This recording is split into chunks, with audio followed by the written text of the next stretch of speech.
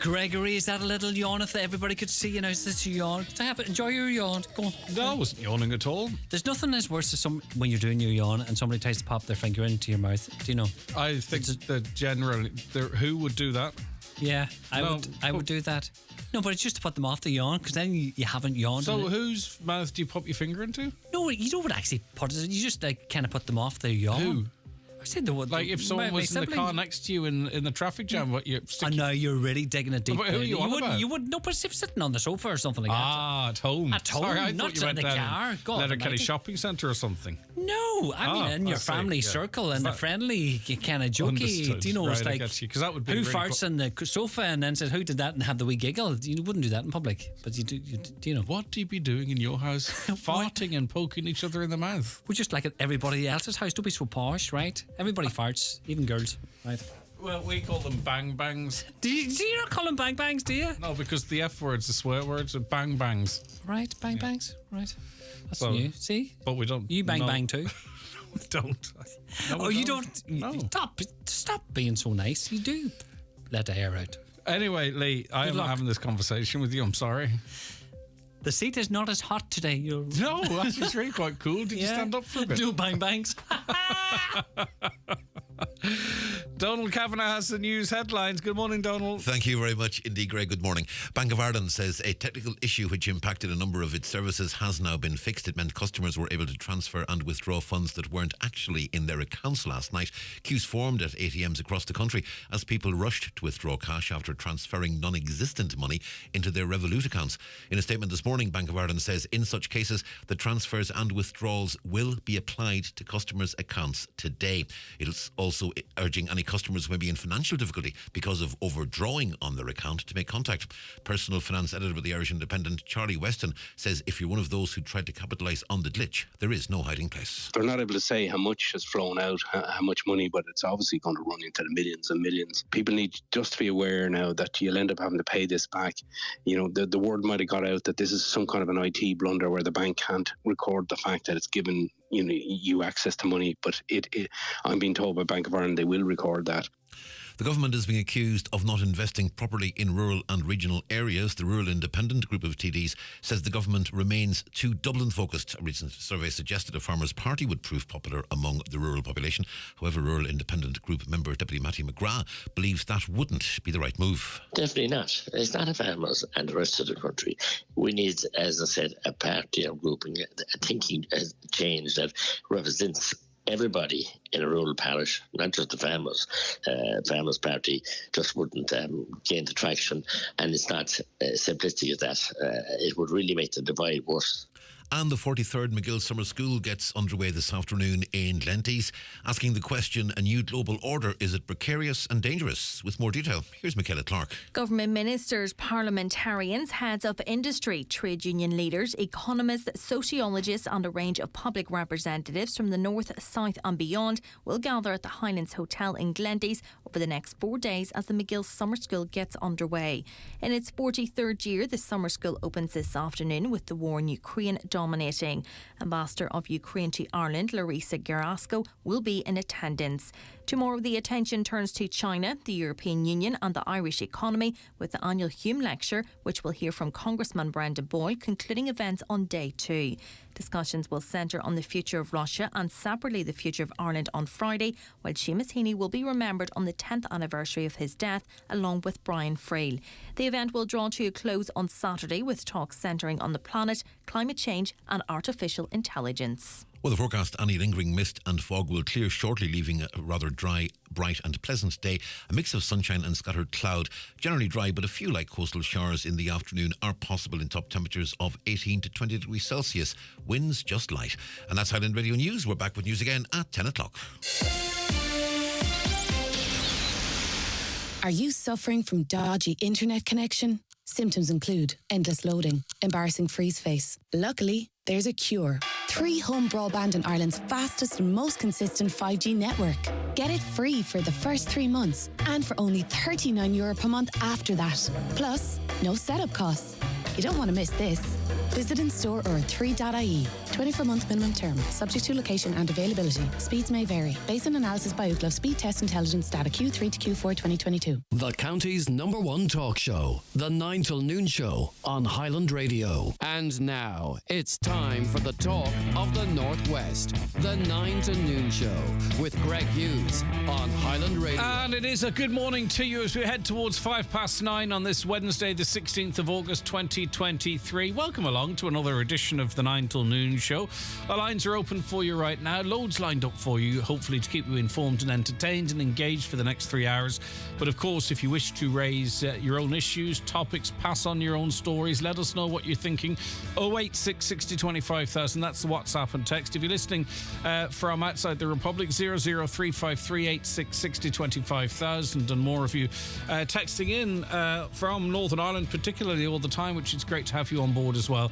07491 25,000 is the telephone number, 00353 7491 25,000. Start off with some good news, shall we? Because I know many of you out there are dog lovers. We had two beautiful big boxer dogs that were missing yesterday from the Creasla area, and they turned up in the afternoon. So all's well that ends well. Not sure as to what happened to them, whether they were stolen and left back, whether they walked off, and wandered back, who's to say? But that doesn't matter now at this point, because those two doggies that you would have heard the appeal about yesterday are now back in the loving embrace of their families. Okay, let's look at the newspapers. The Finn Valley Voice this morning tells us that almost 18,950 children in County Donegal will benefit from free school books, workbooks and copybooks from this September. The initiative, introduced by Minister Noma Foley, was made possible through the provision of €1.8 million worth of funding. Minister for Agriculture, Food and the Marine, Charlie McConnell-Logue, who confirmed the news, said this is a landmark moment for Irish. And then you have to turn to page 3, which I don't have. I presume it's students and families or parents. The Inishowen Independent this morning, Buncrana remembers Omagh. Buncrana will today mark the 25th anniversary of the Omagh bomb, in which 3 of its sons and 2 visitors lost their lives. A memorial will be held from 3 p.m. at Nacala Drive in the town, close to the homes that 8-year-old Oren Doherty and 12-year-old Sean McLaughlin left on the morning of the 15th of August 1998, never to return. The boys, along with 12-year-old James Barker and Spanish visitors Fernando Biasco Baselga, 11, and Roquillo Abad Ramos, 23, were among 29 people murdered on Market Street in Omagh by a car bomb planted by the real IRA. The Inish Times this morning, an issue we're going to be talking about a little later on in the programme. Traders on Buncrana's main street have warned that the removal of the town's half-hour free parking will lead to the closure of businesses. The warning comes amidst a review of the on-street parking in the town, which is being carried out by Donegal County Council. The local authority is building a consultation drop-in to get feedback from businesses, residents and other stakeholders on the operation of on-street parking in Buncrana. It's understood the council is considering doing away with the free half-hour of parking, partly due to an increase in the cost of street cleaning and the fact that on-street parking scheme in the town is running at a loss. Traders say the free half hour is crucial to much of their business, as it suits customers who only need to make brief stops. Taking it away will reduce trade on the street and the town centre for dozens of businesses, they say. But what do you think out there? We welcome all comments, particularly obviously if you're in and around the Buncrana area. Maybe you're a business on the main street, or maybe you frequent it, or maybe you are frustrated at the lack of parking and you would prefer to see on-street parking charges introduced from dot. In other words, as soon as you pull into the space. Have your say now. This is part of a consultation, and you know the conversations we have here too are important in that whole process as well. So get in touch with us now. We'll be chatting about it. We'll be chatting about it later. 086 60 25,000 or call us on 07491 25,000. The Donegal Post tells us that An Bó Pleanála will rule on a major housing development in Bundoran. Donegal County Council had granted conditional planning permission for the development at Church Road in July. McHenry Asset Holdings Limited had sought permission for the construction of 73 new houses on the site. However, local resident Mark Picken has lodged an appeal to An Bó Pleanála, who will now probe the case. Mr. Picken in an appeal submitted in late July, argued that the application was initially invalid as the applicant had applied for development on lands that were not within the applicant's control. Subsequently, the applicant submitted new draining with a different site boundary. Mr. Picken pointed out some knock-on effects to an amended proposal, and you can read more about that on the inside of that paper. Right, on to the Irish Times now. An RTE auditor, Deloitte, has been drawn into the controversy over Ryan Tubridy's pay after accountants Grant Thornton examined the firm's role in the affair. Now, the upshot of this report, which will be published later today, is that it will pretty much back up what Ryan Tubridy was saying, that he wasn't overpaid, but actually RTE, for reasons unknown, declared his payments to be under €500,000. So there was it's 120 in total. There was a €20,000, €50,000, €50,000 loyalty bonus, which was due to him. He didn't take it, right? So his salary, or what RTE decided to do for reasons unknown, is they took that money off his salary. So when they published the figures, it made it look like he was earning under €500,000 per year, when in fact he earned 505, I think 520 and 520. That's 17, 18 and 19. So he will say, look, this is what I said at the Oireachtas Committee. And he'll perhaps feel, not in the public eye, I would argue, but certainly in his own mind, he'll feel somewhat vindicated. But anyway, the RTE board is discussing a new Grant Thornton report which investigates how the national broadcaster underdeclared Mr. Tubridy's pay by $120,000 between 2017 and 2019. The report is understood to set out that the misleading figures RTE published in 2021 were different from the correct figures recorded on RTE's payroll system. This reflected a decision to not include a total of €120,000 from Mr. Tubridy's declared earnings after he waived a €120 termination fee due in 2020 at the end of his contract. RTE's position was that Mr. Tubridy's unpaid end of contract fee could be set off against his actual pay because his outgoing contract said the €120,000 be waived, including services additional to his radio and late show work, which were not provided. There's still plenty in there for the Oireachtas committees to get their teeth into, but as I say, it questions as to who made the decision within RTE to underdeclare his income, and also still questions to be asked as to why, although he did address it, why he didn't say, hold on, yeah, I got paid more than you've told the public or you've told the Dáil if you've set out publicly. But anyway, he said that was a mistake. We shall know shortly, this is according to the Irish Independent, the makeup of Donegal ahead of the next general election, because the new constituency boundaries and the number of seats in each for the 34th Dáil will be announced in 2 weeks' time. The Electoral Commission, which has been given the responsibility of redrawing boundaries, has confirmed that the results of its deliberations will be made public on August 30th, with potentially huge implications for the future careers of serving politicians. There will also be a number set for the total number of seats in the next chamber, which is sure to swell by several extra TD berths because of recent population increases. So there is speculation as to what the future might hold for Donegal as a whole, as a two-seater, or how it might pan out. Will it be reunited? Will South Donegal be reunited with the rest of South Donegal? So we're going to know in a couple of weeks anyway. And there will be some, and I would argue particularly Fianna Fáil will be keeping a really close eye on that. There's certain people that were elected politicians before that I wouldn't be surprised if we saw them emerge on the scene again, all dependent on how things pan out there. Right, there's a lot of people are going to be bothered today because there was a problem with Bank of Ireland and it was put out on social media that you could withdraw or transfer money you didn't have effectively. So if you were at 0000 on your bank account with Bank of Ireland, theoretically you could log on to the app and transferred €1,000 to Revolut, or you could have withdrawn it from ATMs. Now, there was a big rush on ATMs yesterday, One thing that happened, which I thought really quite peculiar, is Gardaí was standing at ATMs. What is the role of An Garda Síochána to protect the assets of Bank of Ireland? And where are all these Gardaí when there's people getting beaten up in the streets? That's not a criticism of the Gardaí because they are instructed to go where they're instructed to go. But that's what jumped out at me. A, why are RTE protecting Bank of Ireland cash machines? I thought that really strange. And B, why should they? You know what I mean? Why should they? But anyway, so what's going to happen this morning is that the Bank of Ireland, if it hasn't happened already, if you took €1,000 out that you didn't have, you're now going to be overdrawn, which there are penalties attached to that.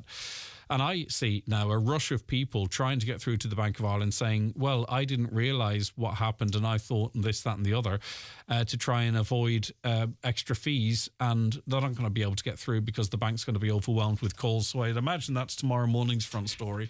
But anyway, Bank of Ireland is facing a crisis after thousands of customers descended on ATMs yesterday evening, attempting to take advantage of a major IT glitch.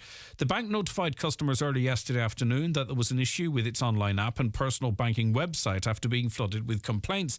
And by the evening, customers had detected that they could access cash from ATMs despite having low levels of funds. Gardaí, as I say, were instructed to clear the queues from ATMs.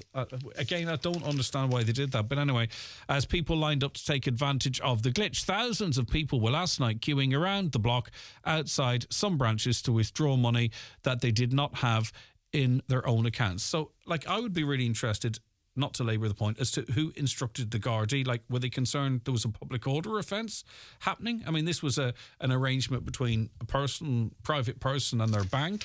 Again, I don't see what the role of the Gardaí as a middle person is there. But anyway, did you get money out? Do you regret it? Has the bank told you yet that you have to pay it back? Because you could be forgiven for taking the $1,000 out if you had no money, going and spending €300 on a big shop, you know what I mean, to feed the family or what have you, and you're left with €700 and you owe the bank $1,000, and it's going to take an awful lot of time and effort to get back into the black again. But as I say, affected by that at all, let us know. 086 60 25,000. So what do RTE do with their money? We know they pay their top staff, as they call them, extraordinary amounts of money, but they also spend your money on things like the Eurovision. So how much did it cost us to send Wild Youth to the Eurovision? €1.3 million.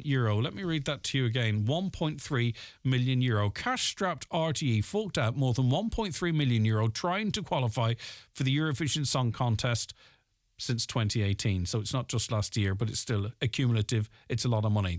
The station yesterday revealed their latest bill to send Wild Youth to Liverpool to the song contest in May, splashing out almost €340,000 in 2 weeks in Liverpool. And the paper can reveal the station splurged $52,000 on 14 people to stay in a hotel. A further 10 grand was spent on food and drink for 14 people, hungry people. Wild Youth failed to qualify for the song contest with their song "We Are One" and the M&S at the M&S Arena in Liverpool. So since 2018, €1.3 million spent on that. Leo Varadkar's been doing the rounds in the media. He's in the Sun today, pictured smiling. Leo Varadkar admits he struggles to live a normal social life as Taoiseach, but says most people he meets when out are nice. The Fine Gael leader, who's 44, confessed he likes to escape abroad where he can be anonymous, as he sometimes feels like a fish in the fishbowl back home. And in a rare personal interview, Leo Varadkar tells how being a public figure gives way to a very different way of living. He said, "It's nice to get abroad sometimes where there's nobody looking at you or talking about you or whispering, thinking you can't hear them. That's one thing that is sort of an escape when you get abroad. Just to be able to take a taxi or go to the shops without anyone looking in your basket or smart comments. Even just someone coming up to you and saying, 'Thank you for doing a great job.' That happens a lot. Most people are nice. You wouldn't think that from online, but in the real world, most people are polite and nice. But it's nice being able to escape that from time to time." Him and his partner have pulled back from being as public about their relationship to protect their privacy. It doesn't help either, of course, when there are messages from his partner about attending royal events and all that become revealed, and then it's all controversial. You get pictured in a nightclub or whatever might happen. The Irish Daily Mirror, RTE's Joe Duffy's accused the Wolf Tones of glorifying slaughter in a war of words on air with the band's frontman. I didn't hear this. I'm not sure I'll listen back to it either, but anyway. Brian Warfield was on Liveline yesterday after a video circulated on social media of revellers attending the Fela in Belfast taking part in pro-IRA chanting on Sunday evening. Videos of the concert showed around 10,000 fans chanting "Ooh Ah Up the Ra" at the concert in the Falls Park in West Belfast.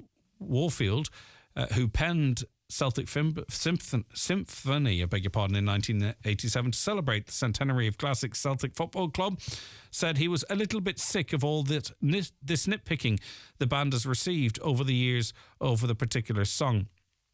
But anyway, this riled Joe Duffy, and they had something of a row, but he invited him on. Maybe he invited him on with both barrels loaded, but anyway, he was his guest on the programme. I didn't hear it, probably won't listen back. 9:20. How are you getting on this morning? Get in touch with us again. To remind you of the numbers, 086 60 25,000, or give us a call on 07491 25,000. Now, around about 2 million live minutes are viewed of the programme and across our social media and website every month, and we really do appreciate you engaging with us that way. 2 million live minutes, so that's people watching live across various platforms, not to mention those that watch back thereafter. Amongst them this morning, Maggie. Good morning, Maggie. In early, she even said good morning to Lee. Rosemary's there, Annie, Beth, and all the rest of you. Thank you very much. If you want to watch the show and most of the guests that join us, it's a little bit like a TV show, I suppose you could say. You could do so on YouTube, Highland Radio Ireland. You can watch on your phone, tablet, laptop, your smart TV. As I've said before, most smart TVs, all smart TVs now have the YouTube app. You might as well use it. We're also on your Fire Stick as well. Lots of you have those through the YouTube app. And we're across our Facebook pages, Highland News and Sport, Highland Hub. All right, let's say hello to our first guest after this short break. The newspapers are courtesy of Kelly Centra Mountaintop Letterkenny, the C-Store National Large Forecourt of the Year for 2022. The 9 till noon show is brought to you by Letterkenny Credit Union, offering low-rate car loans with fast approval. Apply online at letterkennycu.ie or in office today. It's the home of the vegan butchers, the artisan bakers, the freestyle lyricists, and the trouser suit striders. It's the urban jungle, where the everyday meets the latest wave. And you could see it all from your Seat SUV. From the sharp lines and smart style of the Arona to the bold and beautiful Ateca. And if size is your thing, the Tarraco comes as a 7-seater. See what's in store at seat.ie for our latest offers. And visit DMG Motors, Clare Road, Donegal Town. Because your new Seat is just waiting to see what's next. Looking for the best place in the Northwest to get a bed or mattress? Restex Beds and Mountaintop Letterkenny has a great selection and great prices. Restex Beds has everything you need for a good night's sleep. Visit them today and sleep better tonight. Time to support your immune system and gut health. Choose new Udo's Choice Super 8 Immune Microbiotics with vitamin C to support the normal function of the immune system. Illness, poor eating habits and stress affect your immune system and can alter the balance of your friendly gut bacteria. 42 billion friendly bacteria per capsule and vitamin C makes new Super 8 Immune your #1 choice for gut health and immunity this season. Discover the Udo's Choice Microbiotics family range in the fridge at your local health store or pharmacy. Highland Radio time checks with Expressway. Travel Route 32 from Letterkenny to Dublin when you book online and travel for less. Expressway, bringing you the time at... It is 23 minutes past 9. Now, a listener texted in to say, Greg, can you get someone to explain how it is that you are prescribed Maxi-Leaf sulfidine for long-term pain and the pharmacy doesn't have them in stock yet? They can sell them to you over the counter in the same pharmacy. I'm wondering, is it because I have a medical card? P.S. One chemist is selling a 24 pack for €13, another for $7. How do they explain all that? Well, I mean, let's get an insight into it. And it's not any of Tom Murray's pharmacies that listener is referencing, but Tom's good for coming on and maybe giving us an insight. So Tom Murray, Treasurer of the Irish Pharmacy Union and owner of Murray Pharmacies, good morning to you. Good morning, Greg. How are you? Not too bad at all, Tom. So do you understand where the listener is coming from? Absolutely. I absolutely understand the frustration that the listener's coming from.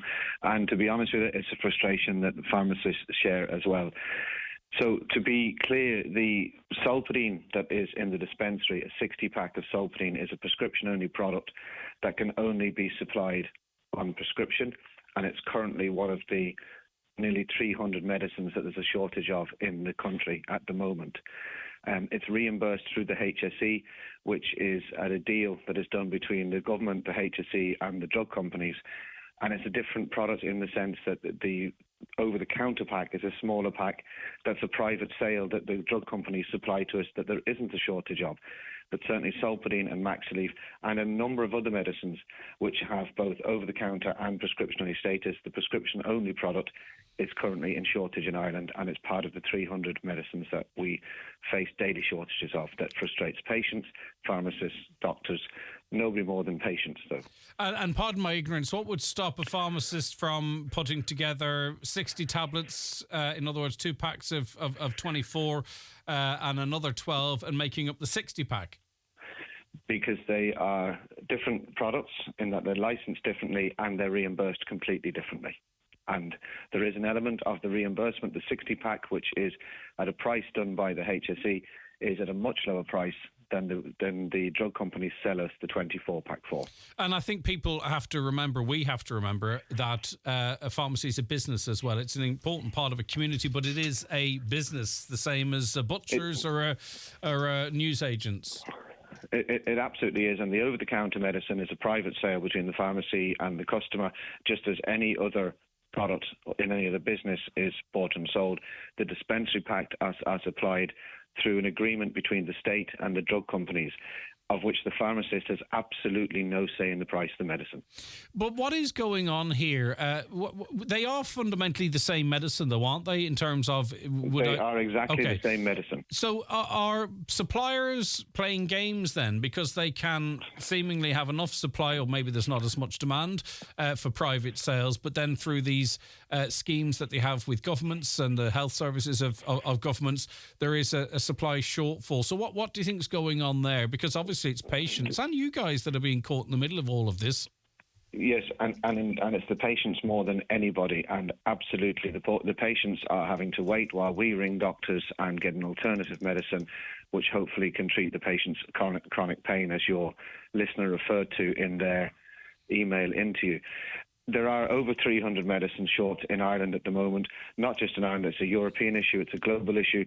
There is a supply and demand issue where the manufacturers aren't able to keep up with global demand coming out of COVID. Most of the basic ingredients for medicines are supplied through China and India, and there is a delay in the production for those, which has led to, as I say, nearly 300 commonly used medicines in short supply.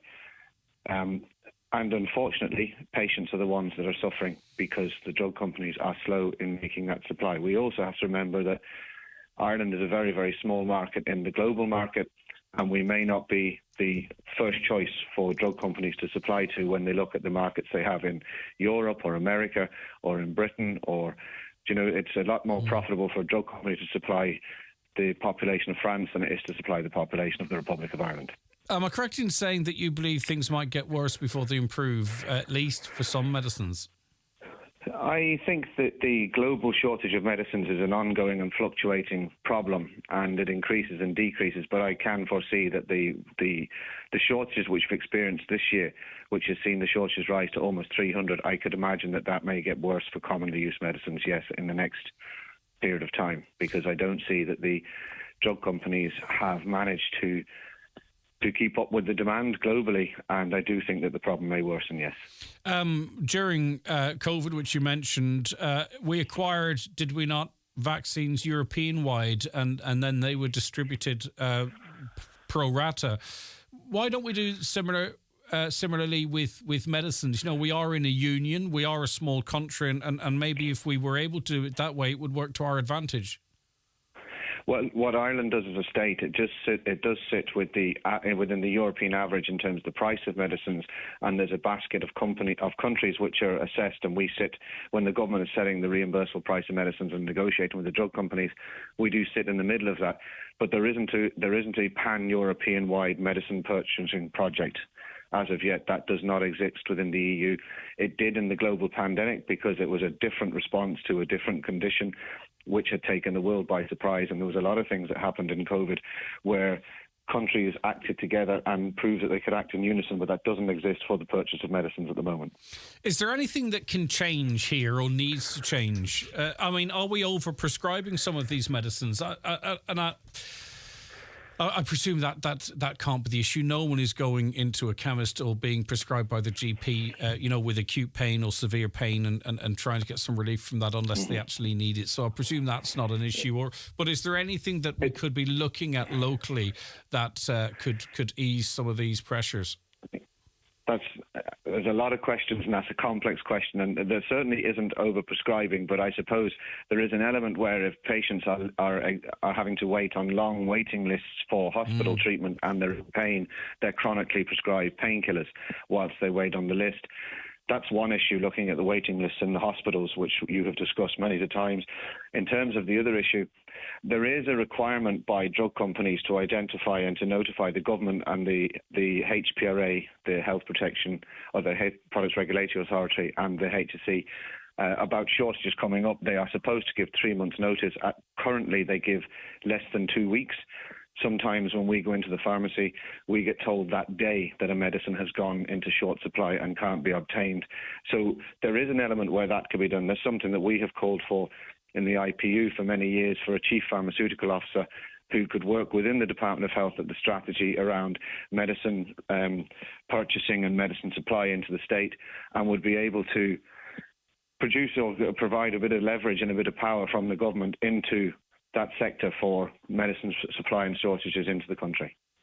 And just finally, to their point that one chemist is selling a medicine cheaper than the other, again, that's a private sale for whatever reason I might choose to do that. In terms of over-the-counter, that's just saying, well, why is a loaf of bread 80 cent here and 2.20 there? I mean, that's just up to them to make those decisions. Exactly. It's a private business transaction. It's why is a pint of Guinness €5 in Ramelton and it's €7.80 or €8 in Dublin. They're private transactions, and it's up to the individual business for how they price those things. There's absolutely no way that pharmacists could sit down and agree pricing. That would be completely illegal, and we wouldn't want to see that happen. So it's just a private individual market. And just members of the union, Irish Pharmacy Union, like, how are they coping? This is a difficult working environment. It's ongoing. I know there's good cooperation between various pharmacies to help out if there's supply in one place and not in the other. But in terms of just operating a business, I mean, is there a tipping point here of frustration, or are they just going to keep their heads down and soldier through, so to speak? There is certainly a tipping point, and in a survey that we did on the Irish Pharmacy Union on behalf of our members and pharmacists, employees and owners throughout the country, we found that over 90% of them are experiencing burnout and stress. So there is a tipping point, and there is a point where the system balances very, very finely between productivity and falling apart. In terms of Donegal, I will say that one thing we do have is we have a fantastically collegiate pharmacy practice. So we have a WhatsApp group with all the pharmacists in Donegal, all the pharmacies in Donegal on it. So if I'm short of a medicine and you came in looking for a medicine this morning, as has happened to me many a time lately, I can put up into our WhatsApp group, hi, does anybody have this medicine? Where are you located? And then it's either I can ask the patient to travel there and go to another pharmacy, or if they can't do that, there have been times when I have gone in the evening out of hours to collect medicine from another pharmacy and bring it back, and all the pharmacists in Donegal do that. As you said at the top of the interview, we are very, very central to the community, and we take that role very, very seriously, and pharmacists love living and working in their own communities. That's why we're called community pharmacy, and we're really lucky that in Donegal we have a very collegiate attitude between the pharmacies in Donegal. Yeah, before I let you go, this came in yesterday and came in again today, because we've spoken in the past about, pharmacies having maybe a little bit more discretion to replace one medicine with a similarly acting medicine. But to this person's text, but when our GP writes out a prescription, and when you go to the chemist, they sometimes give you a cheaper version of the doctor's prescription. Why is this? Why do we not get what is written on the prescription? Now, I mean, there are generic brands of stuff as well, and sometimes Yes, you'll get a different brand of the same product 3 or 4 months in a row. Okay, you've hit the nail on the head. There are a number of medicines which are called reference price medicines, where the state has set the maximum price or the only price that they'll reimburse for, and very often that's not the proprietary brand. The proprietary brand may be more expensive, so the pharmacist is obliged to provide a generic, and that's what we do. We provide the product that the state will reimburse for, and that's not a uniquely Irish thing. That is a global phenomenon. Generic medicines are all over the world. Okay. And that's a cost saving. And in fairness to the Irish state, they have done a good job in reducing the ongoing rising costs of medicines over the last 10 to 15 years. The Irish state has been very aggressive in its reduction of costs of medicines, and that will continue, because we all know what the spend on health is in this country, and that's probably not sustainable either. So it's all part of a complex issue, but that's the choices. Well, Tom, at 9:34, I was handed a note saying that you needed to be gone by 9:30. So okay, yeah. Well, I actually am going into a meeting with the Department of Health, so I do have to go. I know. Sorry, that's it. All right, thanks, Tom. Tom Murray, Treasurer of the Irish Pharmacy Union and owner of Murray Pharmacy. So hopefully that answers, maybe not to your satisfaction, but certainly answers those queries as they came in there. Watch the show live now on YouTube, Facebook and at highlandradio.com. The 9 till noon show is brought to you by Letterkenny Credit Union, with monster loans available up to €60,000 for all occasions. Visit letterkennycu.ie. We're sorry to inform you of yet another delay. No, not the train this time, it's John. He's delayed getting his eyes tested. If he's accidentally sat in your lap, knocked over your suitcase or kissed you instead of his wife, we can only apologise. John has now been informed that eye tests and glasses from the €69 range at Specsavers are free with PRSI or medical card, so there's no need to delay booking an appointment. Find out more at specsavers.ie. John, can you get off my lap? Attention one and all, Easy Living Furniture is turning 25 and we're celebrating with an amazing anniversary sale. So join us for our biggest sale ever with all-time lows on top quality furniture. This is our way of saying thank you for 25 years of support. But hurry, as this amazing sale must end soon. Visit Easy Living Furniture, Crescent Link Retail Park. Easy Living Furniture, making homes great since 1998. Homeowners, it's time to unlock incredible savings on your energy bills. Efficient Renewables is here to reduce your energy consumption, say goodbye to skyrocketing costs and hello to renewable energy solutions. With no VAT on solar panels and the generous grants for both solar panels and heat pumps, see these innovative systems in action in our state-of-the-art showroom in Newton Cunningham today. Contact Efficient Renewables on 074 97 08320. It's the Kildare Fair this Wednesday to Sunday at McCarry's Bar, Dunfanaghy. There's Jiving with Aisling on Wednesday from 8 p.m. Enjoy Bingo Loco on Thursday, the Whistling Donkeys and One for the Road on Friday. Michael English followed by DJ Cooper on Saturday and Dan McCabe and the Danny Byrne Band on Sunday. The Kildare Fair this weekend. This ad is sponsored by Collision Assist, the Northwest's leading accident management and crash repair company. Right, the Irish postal system is now a major route for illegal and fake prescription drugs coming into this country, as more people use social media and websites to buy everything from strong painkillers and sedatives to erectile dysfunction tablets. There is a warning that people with addiction are increasingly at risk of fatal overdose by using black market prescription drugs to supplement heroin too. Professor Colin O'Gara is a consultant psychiatrist at St John of God Hospital. He joins us now, and thank you so much for your time this morning, Professor. How are you keeping? Very well, thanks very much. Good to be on with you. Thanks very much. Right, okay. I mean, there are obviously tight regulations around the use of medication, as we were just before we were joined by you speaking to a pharmacist by coincidence.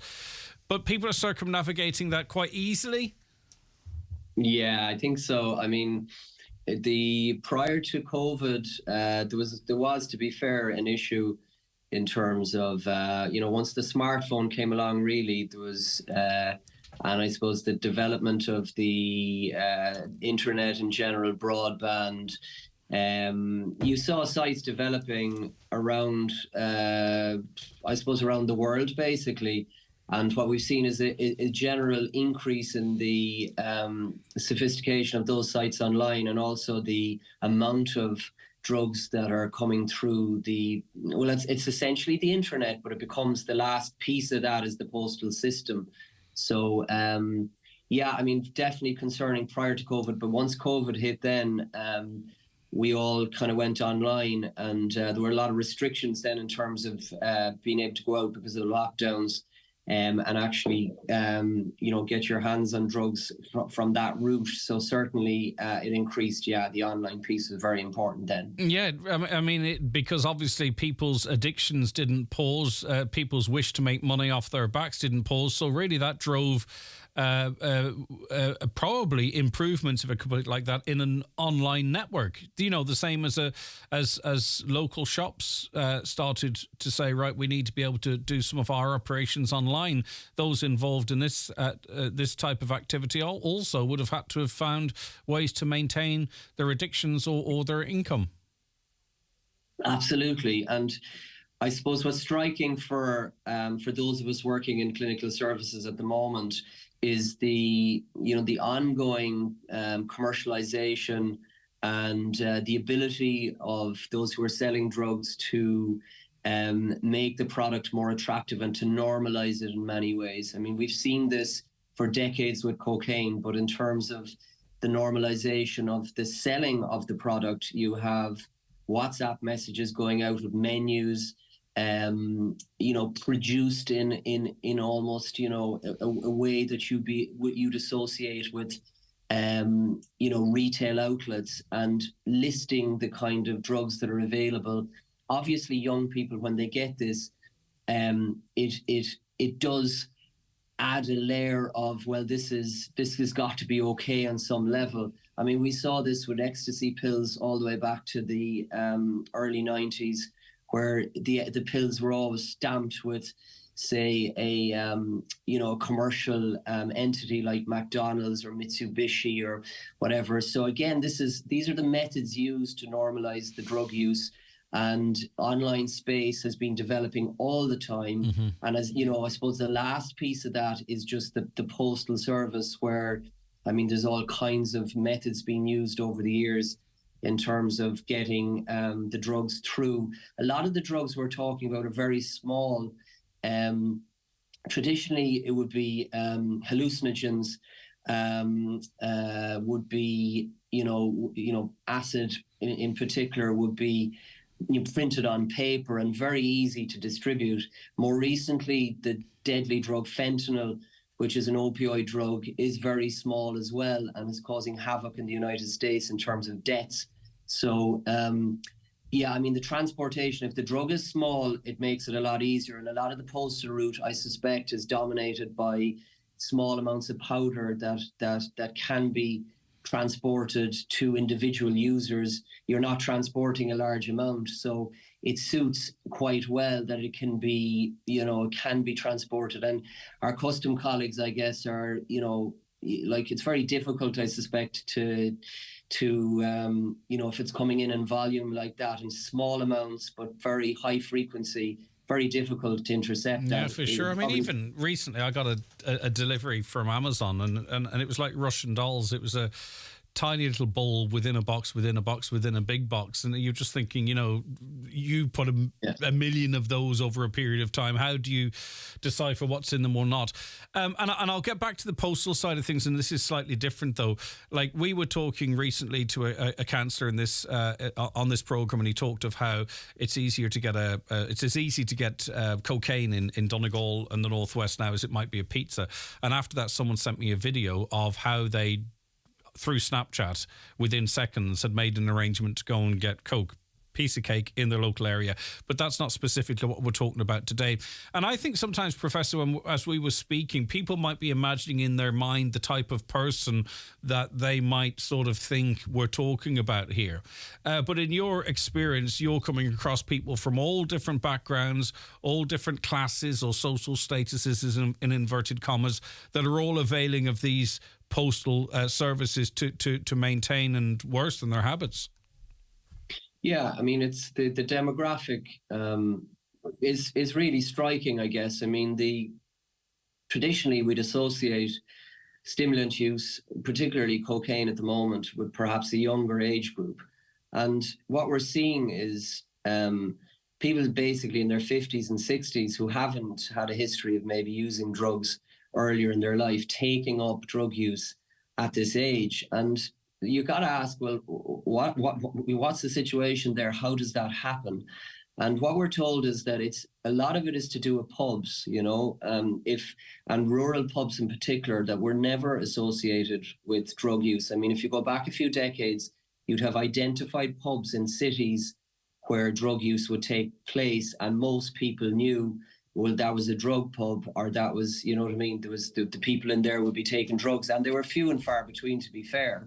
But what we have now is a situation where basically there isn't a pub in the country at this stage, I would argue, certainly from what I'm told. I mean, like places where, like very rural places where traditionally there was just, alcohol and tobacco smoking, obviously. But now you have maybe you'd start off with a group, maybe younger group, using cocaine, and then an older group would say, well, you might have an individual there who hasn't been doing well, maybe suffering depression, going through a difficult time, and they'd say, well, look, I might try some of that. And these are the kind of stories that we're told in terms of how an older age group might start, But it all comes down to the availability. The more available a drug is, the more end harm you're going to have. And essentially, obviously, you're going to have more people introduced to it.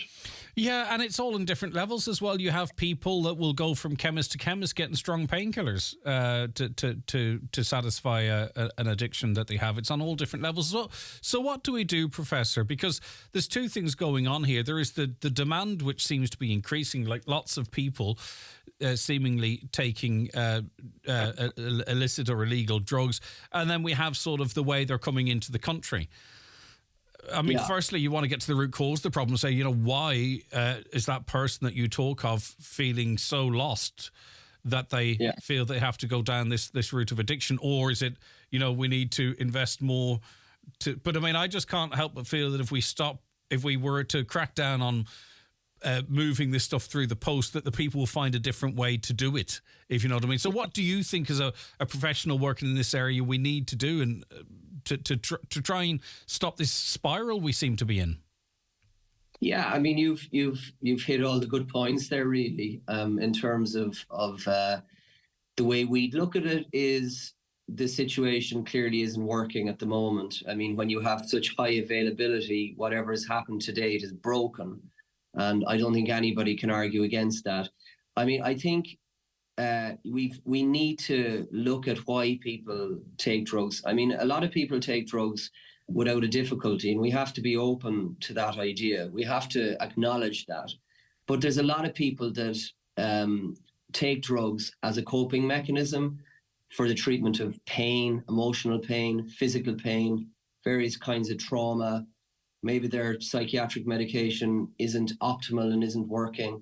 So really what we've got to do, in my view, is we've got to, it all comes down to, are we going to put in funding, and are we going to really fund proper services where if you do come across somebody who's using drugs, can we, persuade people in that situation to do something that might be less harmful to their physical and mental health, and something that would be better for their overall well-being. Yeah, so I speak to you, professionals like you who work at the coalface and see, between people like yourself, counsellors and others, who see what's happening in this country and express concerns. But then, things like vapes, cannabis, cocaine, widely used amongst young people. There doesn't seem to be any organised public information campaign from those that perhaps are responsible for it to discourage it. We've dragged our feet so much on the vapes, it's embarrassing.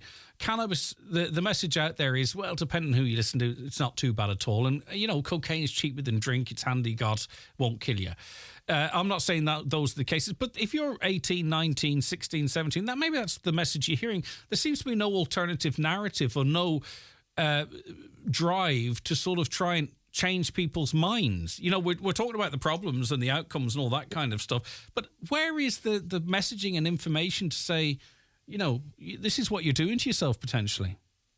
Yeah, well, it's lost. It needs to be two-sided, you know. It needs to have the harm piece, which along the lines of, it was called Talk to Frank, a campaign in the UK. It was probably about 20 years ago at this stage, but it was a very highly effective, sophisticated campaign in terms of the harms of in particular, cocaine.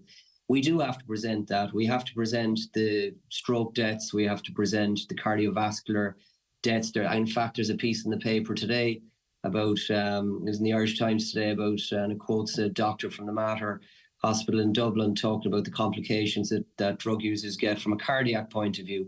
But you're dead right, that part of it gets lost. But also the other part of it is, you know, that a lot of people do take drugs without a difficulty. So there's a two-sided piece to this, and all the information needs to get out there so that people get an informed, they get information which is relevant, which is evidence-based and is properly informed and isn't slanted in a particular direction. And then for those people who do want to move away, or perhaps people who are caught in the criminal justice system, that they're diverted into, they're not stigmatized, number one, and number two, that they're treated compassionately, and those who are motivated to move away are helped to do so. All of that takes great funding, and to date, particularly the last 2 decades in this country, mental health and addiction service funding has been completely insufficient. And I guess as a first step, that's it. But of course, there's so many other competing interests in medicine in particular, and that's the challenge. How do we get the funding to it? You know. Yeah, we'd need another 3 hours for that one. Okay, listen, Professor Colin O'Gara, thank you so much for all your time this morning. Thanks so much. Have a lovely day. He's consultant psychiatrist at St John of God Hospital. Any views on that? 086 60 25,000 WhatsApps or text, or give us a call on 074 91 25,000. The 9 till noon show with Letterkenny Credit Union, now offering mortgages from 40,000 to 600,000 euro with no hidden fees or transaction charges. Letterkenny Credit Union, 9102127. Have I got news for you? The Harvey's Point Cabaret is back. Every Wednesday in September and October, Eamon has gathered a galaxy of stars to captivate and entertain. A scrumptious dinner, fabulous entertainment, or a 2-night accommodation package. Harvey's Point Cabaret, 074 972 2208 for an immediate reservation, or harveyspoint.com. I've just had the Eclipse Cinemas experience. Wow, they truly have taken a night at the movies to a whole new level. Amazing recliner chairs, director's lounge VIP rooms, pizza and hot food served to your seat. Have a glass of wine and enjoy the film on the big screen. Try it for yourself at Eclipse Cinemas Bundoran and Lifford Strabane, where the stars shine brighter. By the way, the pizzas are amazing. You can book your seat anytime at eclipsecinemas.ie. See the smash hit film come to life. Dirty Dancing returns to Derry's Millennium Forum 19th to 23rd of September. Exploding with heart-pounding music, breathtaking emotion and sensationally sexy dancing. Featuring hit songs Hungry Eyes, Hey Baby and The Time of My Life. Tickets from millenniumforum.co.uk. Join us on August 19th from 12 p.m. to 4 p.m. at Uncraving Community Centre, Termon for a community engagement event. Open to all, discover valuable financial insights, energy-saving tips and expert advice on retrofitting your home. Learn about solar, renewable energy and how to avail of SEAI grants. Uncraving Community Centre, Termon. Mark your calendar and be part of this informative event. All right, welcome back to the 9 till noon show. So yesterday we were speaking to a lady from Dublin who was up visiting in Donegal, and she had her cockapoo, I think it's called, out for a walk on the beach, and another lady who had her Alsatian stroke German Shepherd with her, and the Alsatian stroke German Shepherd went for the cockapoo, I think it's called, again, and attacked it. The dog seems to be okay. It got veterinary treatment. But anyway, from that, we got contact from the Cahirloch of the Glenteese Municipal District, Councillor Michael McClafferty, who has views on this. Good morning, Councillor. How are you getting on? Good morning, Greg. How's things? Good. Right, okay. So what's your view then as it relates to... is it dangerous dogs specifically, I suppose? And I suppose, how do you categorise those? Well, I suppose the thing is, Greg, to be fair, with the German Shepherds, Alsatians, slash Doberman, slash Rottweiler, they're grand dogs as such when they're okay. But the problem is with these three particular dogs that I'm aware of anyway, and I say that because of my own experience as well of being attacked, they can just change the click of your fingers. Like, that is the problem, Greg. You can have them for years and years, lovely pets, whatever, possibly around kids and so on, as they do be.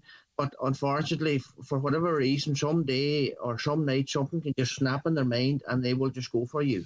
Yeah, and I would never trust a dog, to be honest with you, because I've seen a dog turn. What was your experience? You were attacked by a dog. I was attacked by an Alsatian, notably 3 times to be fair, but the third time was almost fatal. And I suppose the third time, to be fair, with the Alsatian in question, I would have been killed that night, Greg. All to death, only for my employer at the time. His son happened to be close by and was able to save me. But if he wasn't there that night, as I say, I would have been mauled to death. There was no question about it. The Alsatian had me. First of all, the Alsatian had broken his chain. He broke his chain in the process of diving in the air, if you like. You see it there sometimes on the internet or whatever, there'd be a fox or whatever diving for a bird or something like that, or a wolf diving for something. But anyway, you can imagine when I leaping in the air, front legs out, just leaping in the air, and I was actually facing him when he leaped. I turned round as he was leaping, and the first place his 2 front legs landed in my shoulders, a leg in his shoulder, and he tumbled me to the ground. So in the process of him tumbling me to the ground, Greg, the first thing I initially done, suppose instinct kicks in, I grabbed his neck, around his head, if you like, because I knew if I didn't, he was going to tear the face off me.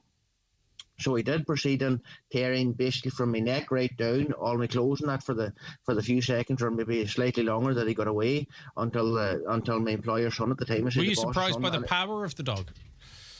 I wasn't surprised by the power of him because obviously I knew he was a big dog. Like any big dog, you need to respect they are powerful, clearly. I was surprised now that he broke the chain because quite a strong chain was on him, but nonetheless he managed to break it. He managed to break it out of rage, whatever, anger to get at me, possibly. But he done that anyway, and he done it comfortably. To be fair, I might add. So yeah, but anyway, that is my experience. And really, in a nutshell, because we don't have a ton of time, between the stories we've heard, your experiences, and a general common knowledge, you believe that the likes of the Alsatian or Rottweilers, they should never be off a lead and never be walked without a muzzle. No, in public, yes, Greg, they shouldn't be off a lead and a muzzle as well. Yes, definitely. When you're in a public place like beaches, parks, etc., the likes of that lady the last day. There is no point going down to the beach with any of these dogs or the park or wherever in a built-up area, even through a town or such, where they be occasionally see them from time to time. You cannot take that chance or that risk. And I think people still don't realise, as nice as this lady, and I'm not, the lady's anonymous, okay, so we're not jumping on any individual person, but that they're lovely, friendly Alsatian bounding around the beach. If I walked down there with my toddler, he would scream the house down. He's got a fear of dogs, don't know where it came from. I would have to leave. Do you know what I mean? So that cute experience that they're having, and it's a lovely little animal that won't hurt anyone, there are people simply would have to leave the beach because of a fear of the dog being out of control. And by out of control, I mean not being on a lead.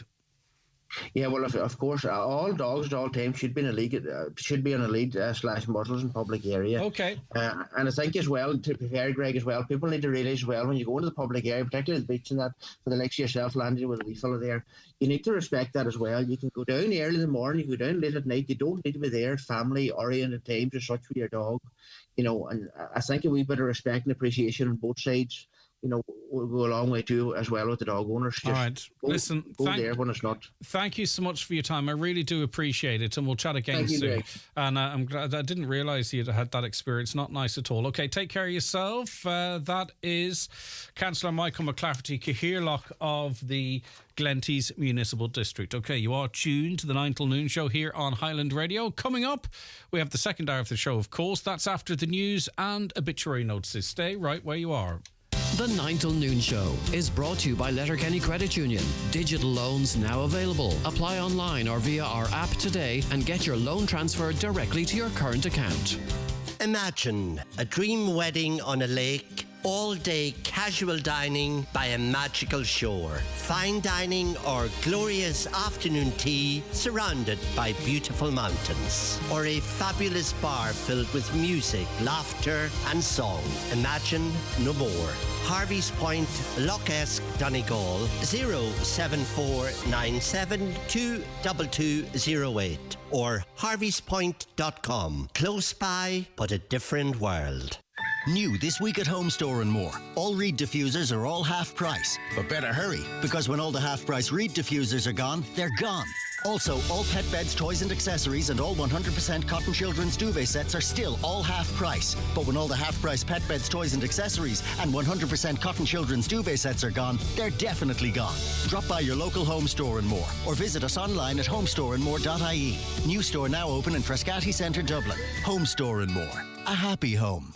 Enjoy all the thrills of Callum's Funfair at Letterkenny Retail Park behind TK Maxx. Saturday the 12th until Sunday the 20th of August. 2 great ways to pay. Buy 20 tokens, get 5 free, or pay as you go. Open weeknights 6 p.m. till late, weekends 2:30 p.m. until late. And Wednesday the 16th of August, Carnival Crazy Night. All rides reduced from 6 p.m. until late.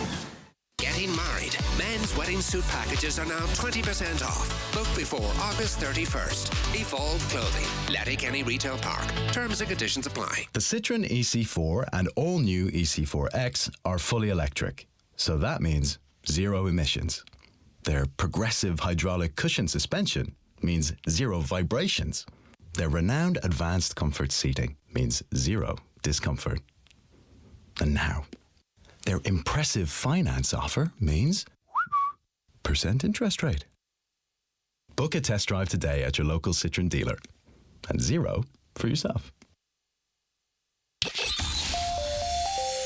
Live, on air, online and on the Highland Radio app. This is Highland Radio News. Good morning, it's 10 o'clock. Donal Kavanagh at the news desk. Bank of Ireland says a technical issue which impacted a number of its services overnight has now been fixed. It meant customers were able to transfer and withdraw funds that weren't actually in their accounts. Queues formed at ATMs across the country last night as people rushed to withdraw cash after transferring non-existent money into their Revolut accounts. In a statement this morning, Bank of Ireland says in such cases, the transfers and withdrawals will be applied to customer accounts today. The bank is also urging any customers who may be in financial difficulty because of overdrawing on their account to make contact with them. The personal finance editor with the Irish Independent is Charlie Weston. They're not able to say how much has flown out, how much money, but it's obviously going to run into the millions and millions. People need just to be aware now that you'll end up having to pay this back. You know, the word might have got out that this is some kind of an IT blunder where the bank can't record the fact that it's given you access to money, but I'm being told by Bank of Ireland they will record that. A Midlands North West MEP says there is an urgent need for policy reform around Garda grooming and appearance. Maria Walsh says with recruitment numbers well below target this year, we shouldn't be wasting time discussing the pros and cons of tattoos. The Fine Gael representative was reacting to news that 3 trainee Gardaí were sent home from the Garda Training College in Templemore this week for having visible tattoos. Ms Walsh says many doctors, solicitors, other professionals and politicians, including herself, have tattoos.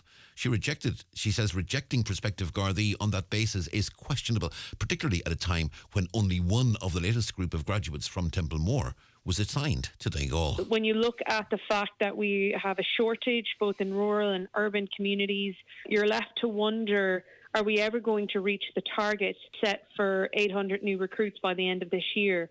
I think it's outdated. I think it's not reflective of the time. And to hear only one had gone to Donegal, while I know more are in the recruit process, we desperately need to get more on Garda Síochána in our communities. The government is being accused of not investing properly in rural and regional areas. The Rural Independent Group of TDs says the government is too focused on Dublin. A recent survey suggested a Farmers' Party would prove popular among rural communities, but Rural Independent Group member Deputy Matty McGrath believes that wouldn't be the right move. Definitely not. It's not a farmers and the rest of the country. We need, as I said, a party or grouping, a thinking change that represents everybody in a rural parish, not just the farmers. Farmers' Party just wouldn't gain the traction, and it's not simplistic as that. It would really make the divide worse. 1/3 of people in Ireland are working from home at least 3 days per week. The annual report from the communications regulator says 44% work remotely for at least 1 day a week. In its latest report, Comreg says it's imperative that targets for complete broadband coverage across the country are met. Comreg's Garrett Blaney says it can be achieved in 3 to 5 years, as long as significant investment in broadband continues. There's a transformative effect on education, entertainment, retailing and so many other areas, and there's a lot of investment happening at the moment, and we need to just continue that investment to keep happening, both by government and also by the commercial players in the market. And the 43rd McGill Summer School begins today. It's asking the question, a new global order, is it precarious and dangerous? With more, here's Michaela Clark. Government ministers, parliamentarians, heads of industry, trade union leaders, economists, sociologists and a range of public representatives from the north, south and beyond will gather at the Highlands Hotel in Glenties over the next 4 days as the McGill Summer School gets underway. In its 43rd year, the summer school opens this afternoon with the war in Ukraine dominating. Ambassador of Ukraine to Ireland, Larissa Gerasco, will be in attendance.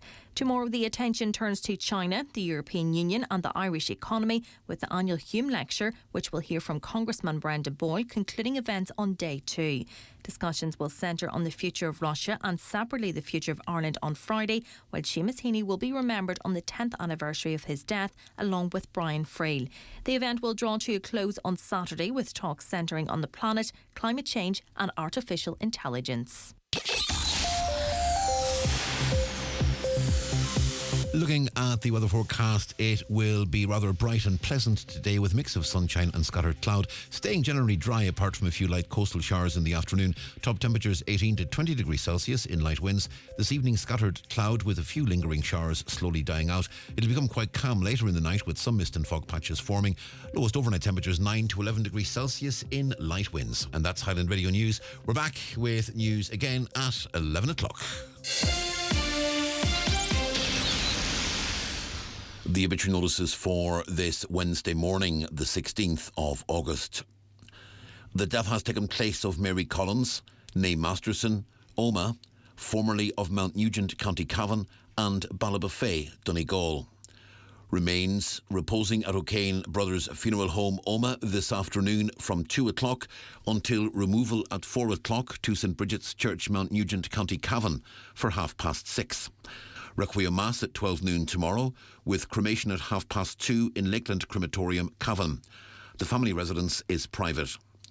Family flowers only, please. Donations in lieu if desired to the Samaritans, care of O'Kane Brothers Funeral Directors or any family member.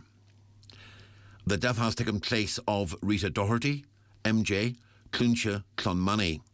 Her remains are reposing at her home with family, close friends and neighbours welcome. Funeral from there tomorrow, Thursday morning at 10:30, going to St Mary's Church, Clonmany, for 11 o'clock Requiem Mass, with burial afterwards in the adjoining cemetery. House private, please, from 10 o'clock tonight and before the funeral tomorrow. Funeral Mass can be viewed live on churchservices.tv. The death has taken place of Anne Mongan, 25, Cashel Park, Lisnanan, Letterkenny. Her remains will repose at Eternal Light Chapel of Rest, Carnamugga, Letterkenny this afternoon from 4:30 until 6:30. Removal afterwards to the Church of the Irish Martyrs to arrive at 7 o'clock and repose overnight. Funeral Mass tomorrow morning at 11. Burial afterwards in Newleck Cemetery. The funeral Mass can be viewed on the Church of the Irish Martyrs YouTube channel. Donations, if desired, to the Donegal Hospice, care of Patrick Sweeney, Funeral Directors. And the death has taken place of Patrick Mallon, 17, on Struhan, Remelton, Coventry, England, and the Moy, Tyrone.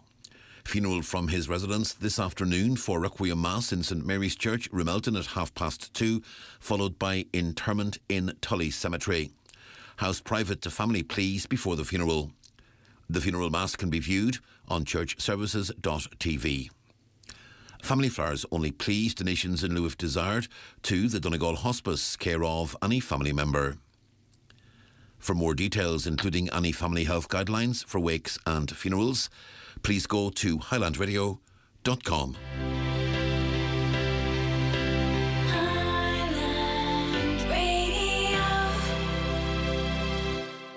Fuel your day the Happy Pear way. With bursts of wholesome goodness in every bite, the Happy Pear's Granola Crunch range makes snacking irresistibly delicious and nutritious. Perfect for breakfast on the go, that mid-morning slump or afternoon pick-me-up. Find your new favourite snack in selected SuperValu and Centra stores and get ready to crunch. The county's #1 talk show, the 9 till noon show on Highland Radio. Welcome back to the programme, 9 minutes past 10 on this Wednesday, the 16th of August. Later on, we have business news with Kieran for you and lots more besides. But I want to get to some of your comments. I now insist on getting exactly what the doctor prescribed because my pharmacist was giving me generic medication but charging me the same price as the genuine product. When I challenged him on this, he said, sure, it makes no difference. No difference to you. You get it back from your insurer. I'm now with a different pharmacist.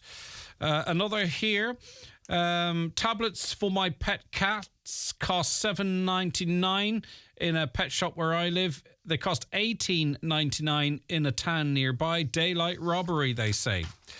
Greg, it's hard to believe that people thought they could get free money from Bank of Ireland. The next couple of weeks could be dodgy enough, as I would think the bank won't be offering any easy payback schemes, and any money coming into the account will be used to reduce the overdraft until it's back to zero. Could be a tight few weeks for lots of people depending on their circumstances, unless they still have the original money that they got, and I'm sure there will be an interest charge as well. Well, you see, that's the what I was trying to articulate at the start of the programme, so we're on the same page there. Tricia on Facebook said, maybe the Gardaí are there to prevent crime. Anyone lifting money they don't have on purpose is effectively stealing. Well, they're stealing from themselves. The bank is not at a loss. So the Gardaí went to the ATMs. And the reason I have a particular issue with this is that the Gardaí went to the ATMs to... The only crime that was to be committed, if it is a crime, is a person was to steal from themselves. But also, and I've seen the videos, guards standing in an ATM... You go up to the ATM, you can use any bank card in most machines, can't you? And you go to use the bank. What do they say to you? Excuse me, do you have the money in your account to take money out? You go, yeah, take money out to get a taxi or something. Do you know what I mean? Like, it's... And I presume it was an knee-jerk reaction, but I would just like to see that type of a reaction to crime on the streets of our towns and villages.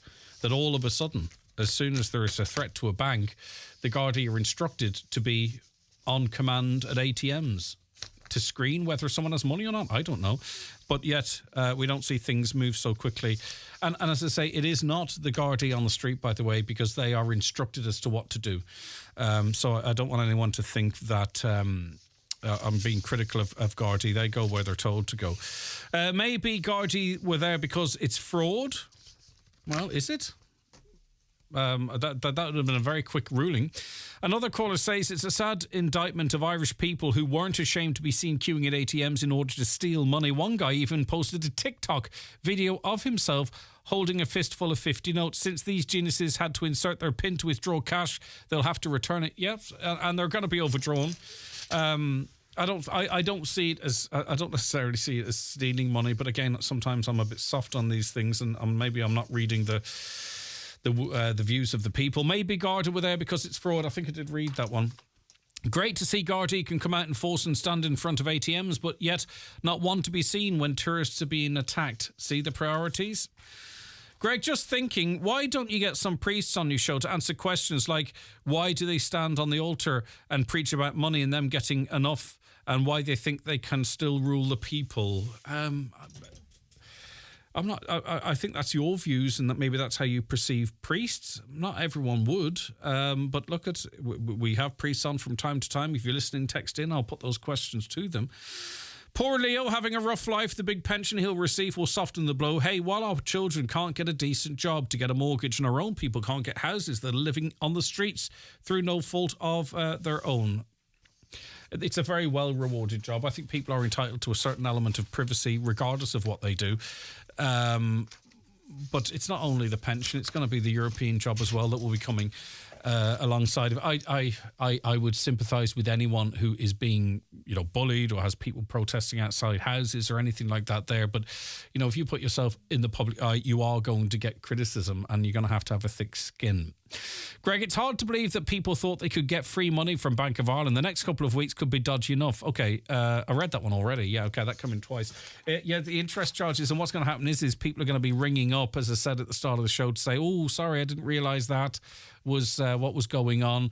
And they won't be able to get through because there's going to be tens and tens of thousands of people trying the same crack. Hi, Greg. Julia. I'm writing from Moscow, Russia. Just wanted to say that I'm listening to your radio show. Well, would you take a call, Julia? I'd be interested maybe to get the insights of someone living in Moscow as to everything that's going on. Not getting into the nitty-gritties of it as well, but just to see what life is like over there at the moment and what the perception is. I'm not sure if we tried, Julia, but perhaps we might. As I said, it might be an interesting conversation. Back with more shortly. It's time for NCBI Bingo on Highland Radio. It's Wednesday, the 16th of August. You're playing on the blue sheet. The reference number is S3. It's game number 33. The numbers are 11, 39, 72, 67, 54, 62, 24, 83, 76, and finally 3. Phone your claim to 9104833 before 8 tonight, leaving your name, contact number and the name of the shop where you purchased your book, and we'll call you back the next working day. Get all your NCBI bingo information at highlandradio.com. Donegal Suffolk sheep breeders are holding their premier sale of ram lambs, shearling rams and females. Sheep Improvement Scheme and Eurostar rams also available. Sale takes place at Rafo Mart on Friday 18th of August. Judging starts at 6 p.m, sale at 7. New this week at Home Store and More. All Reed diffusers are all half price. But better hurry, because when all the half price Reed diffusers are gone, they're gone. Also, all pet beds, toys and accessories and all 100% cotton children's duvet sets are still all half price. But when all the half price pet beds, toys and accessories and 100% cotton children's duvet sets are gone, they're definitely gone. Drop by your local Home Store and More or visit us online at homestoreandmore.ie. New store now open in Frascati Centre, Dublin. Home Store and More. A happy home. If you're starting a new business in 2023, let BizPrint help with all your printing needs. Logo design, invoice books, business cards and promotional products. Call BizPrint in Letterkenny today on 91777955 or visit bizprint.ie. The 9 till noon show is brought to you by Letterkenny Credit Union, offering low-rate holiday loans with fast approval. Apply online at letterkennycu.ie or in office today. Okay, you're very welcome back to the programme. We are now going to discuss the possibility that free on-street parking from Buncrana could be removed. There is a process ongoing at the moment. It's a review being carried out by Donegal County Council. One of the options on the table is that half hour being removed. So let's talk to those that might be affected by this. Paul Brogan is owner of Food for Thought in Buncrana. He joins us now. Hiya, Paul. Hi, Greg. Good morning. I'm good. Now, you are organising a petition for the businesses in Buncrana. Is it to object or in favour of the removal of the free half-hour parking, I wonder? Well, first of all, now, Greg, I'm wearing two hats here. Okay. I'm the owner of Food for Thought, health food store in Buncrana for the last 26 years. And I'm also the chairperson of Inishon Credit Union. And that's going to massively affect our credit union because we have hundreds of members coming on a daily basis. So I'm representing both here this morning. And one other little point I'd like to get across is that I support the parking charges. So it's not that I'm against parking charges per se in Buncrana, but it has never been done right in my view. And the council over the last 5 or 6 years have got a lot of emails, a lot of calls, because we would have issues before this has raised its ugly head. So we're against the abolition or the suggestion of abolition to 30 minutes free parking in Buncrana, because we feel that, as small retailers, 5-10 minutes, that's all these people are actually taking. It'll take them that time to get to the machine and back, and in the winter time maybe getting soaked. So it's going to affect around 30, 40, 50 businesses, and then the other businesses, because these people won't be coming to the town. Is there any variance within the businesses, Paul, in that, a shop where you pop in for something, it's really convenient, but say, for instance, if you're going into a restaurant or to a hairdresser's or a barber's, for an example, you might need more than half an hour, but maybe those spaces are taken up by, people popping in and out. Like, in other words, businesses that might benefit from people being able to find a space and park longer, are they also in favour of the free half hour, I wonder? Well, the people that can park longer, that are going to hairdressers or restaurants, as you say, they're going to be longer than a half hour. So they're going to pay. Now, whether they're paying enough is another thing, because if you're spending 30 or 40 euro in these places, an extra 50 cent is not going to matter. But if you're going in for a newspaper or for an ice cream, or you're going to post a letter, the extra 50 cent is not fair. You're penalising the people who are not picking up a spot all day. You're penalising a vast majority of people who are supporting the town on a daily basis. And it's not just Buncrana people. I personally have customers from all over Inishowen, from Derry, from Letterkenny. We're established 26 years. We've built up a lot of people. And, council need to realise is that they don't create jobs. It's the people who take risks, the business people. They create the jobs. And the council are supposed to be putting the conditions in for the business people to create jobs.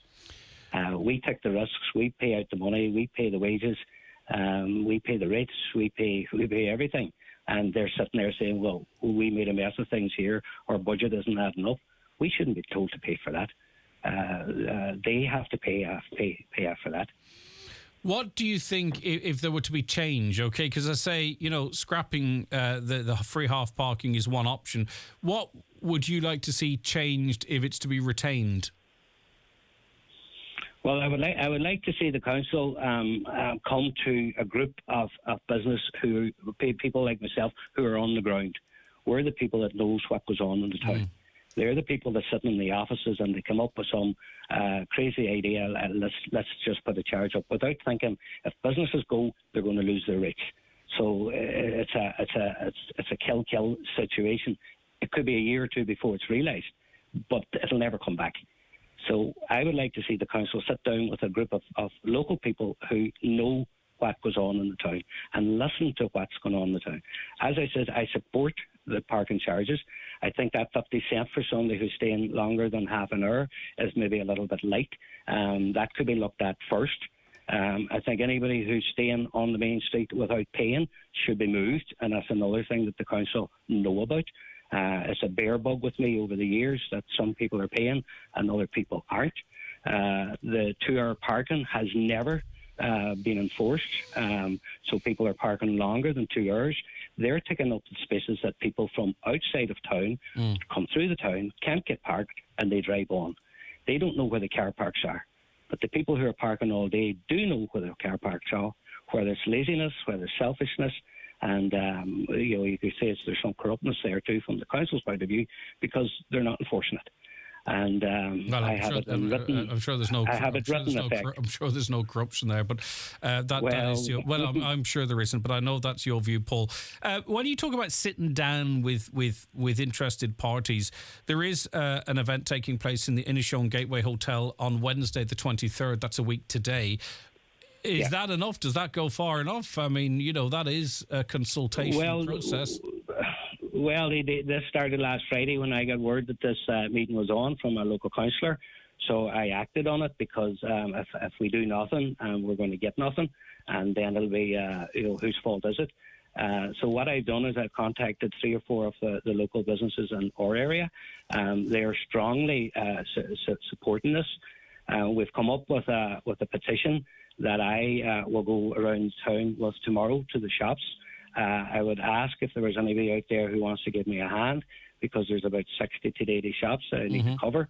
So if there is a couple of local people who are retired, or people who were in business who feel strongly, or people who are going to be impacted, people who bring their mothers or their uncles or their best friend to the post office just to get their pension, if they would, make it known to me today, and the more people helping, the less work it is. But I'll just read what the petition says, and this has been agreed. So it's we, the undersigned Buncrana business owner or representative of the business, because not all owners are on the premises, strongly oppose the suggestion of abolishing the 30-minute free parking in Buncrana.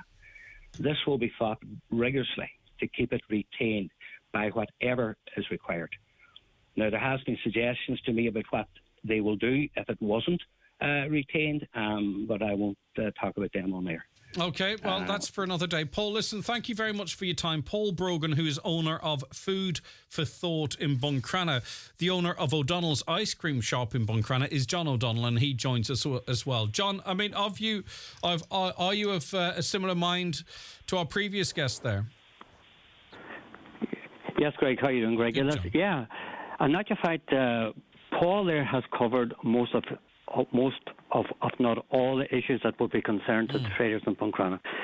What I would like to say, prior to when this was introduced at the very beginning, maybe 15 or 16 or 2 years ago, the problem was then that people were coming into town who were going to work in the morning, parking up their cars on the main street, going off to work in another car, and the whole main street would be blocked for the better part of a full day. The traders at that particular time had a real problem with that, because lorries were coming to the shops to make deliveries, and they were parked in the middle of the street, and there were queues out the Corkhull Road.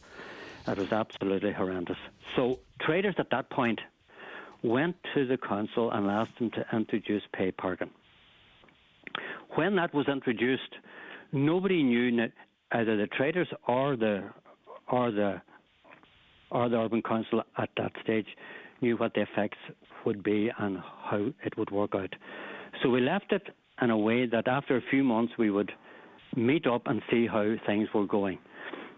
At that point, we discovered that a half hour at that stage was essential, because the traders were losing business, because people wouldn't go in even to buy, would stop in Main Street in Buncrana even to buy a newspaper or an ice cream or go to the post office, because they were afraid of being booked. So it was agreed at that point that a half hour would be introduced to help the traders. Yeah. And the whole reason for the parking being introduced in the first place, in the first instance, was to facilitate the trader in Buncrana.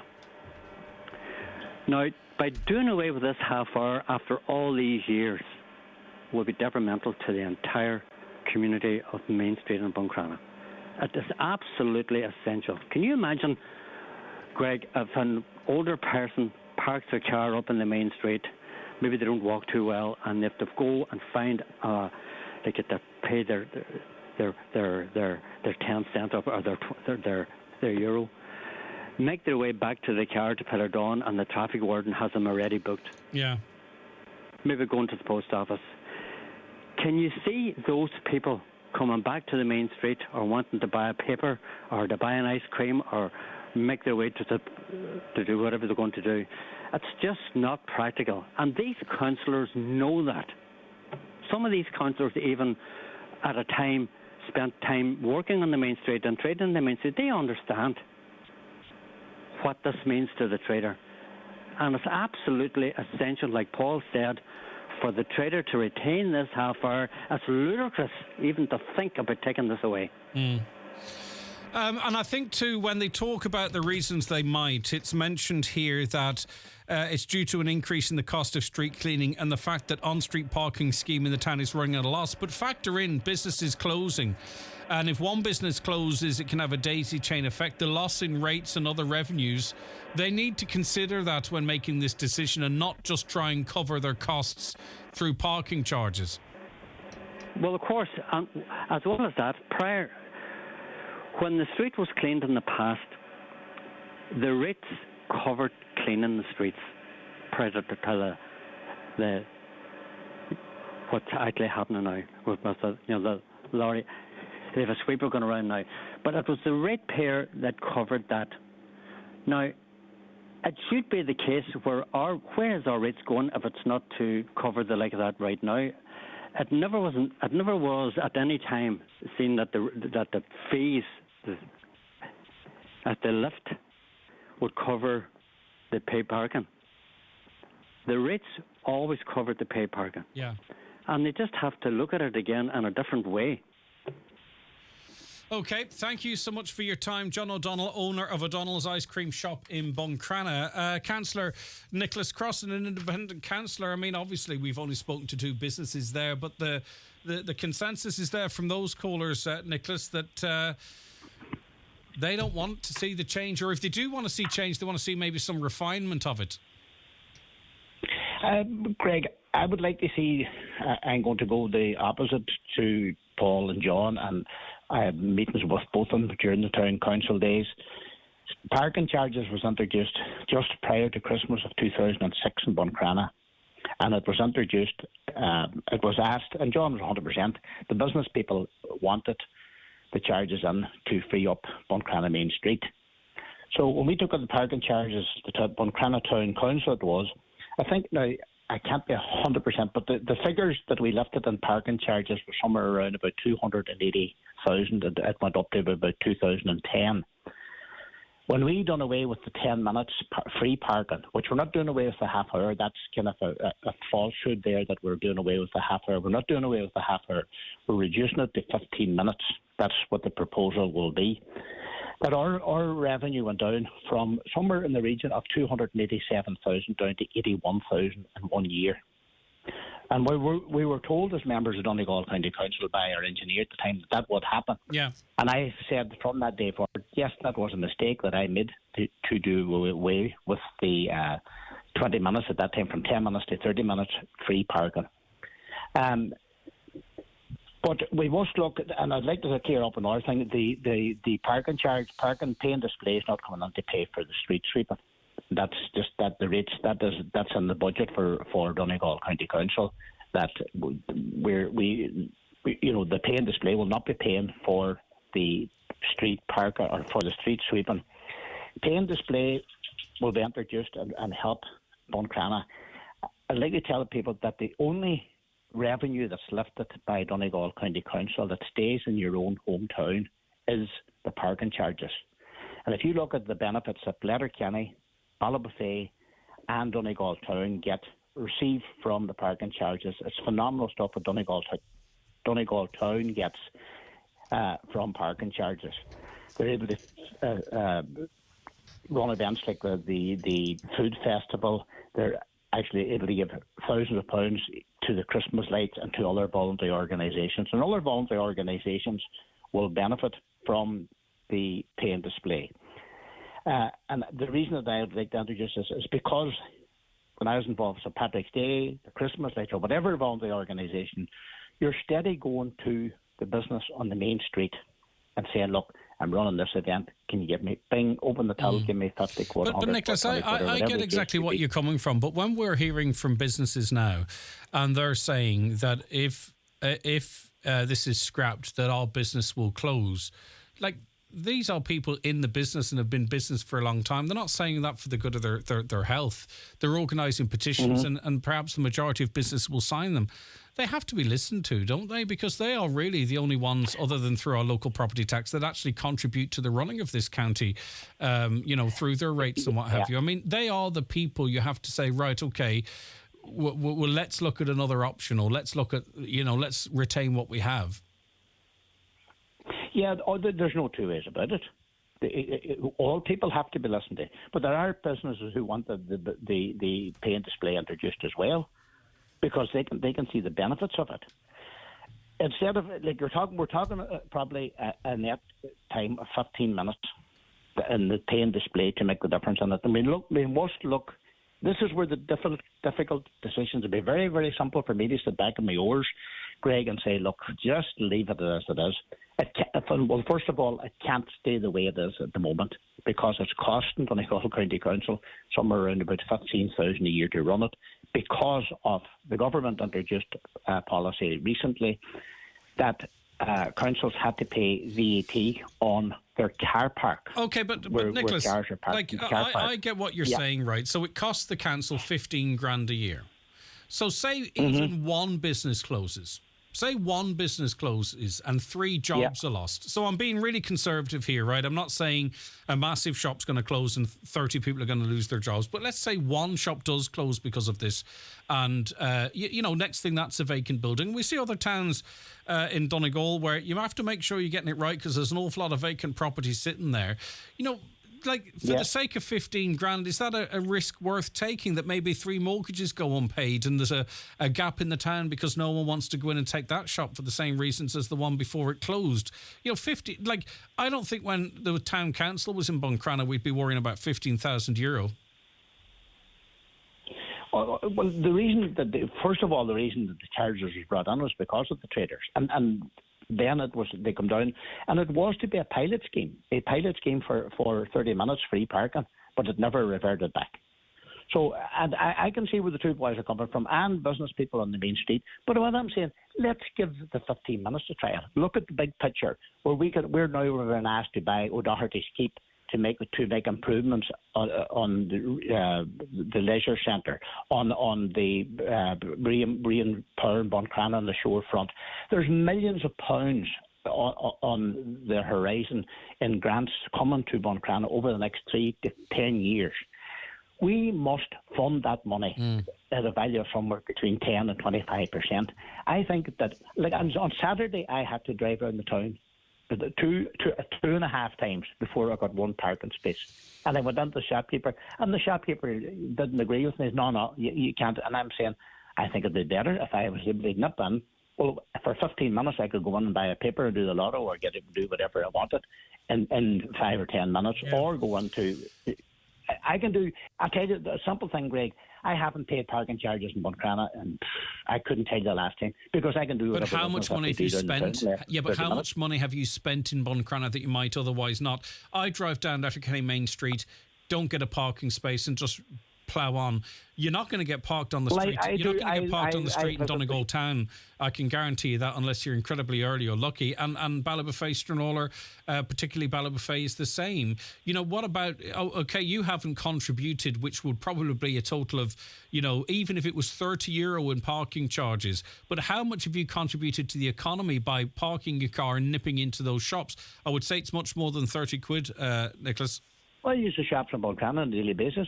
On the Buncrana main street. Exactly. So, I don't want to 10 them in the one day. I know, but the amount you're spending, right? The amount that you're spending, being able to access and not be discouraged because of charges, far outweighs what the council would have brought in off you off parking charges. Like, I'm praising you for supporting local business, right? But I'm saying others might be discouraged if there's charging. I just think that all has to be factored in. Is all I'm saying, really.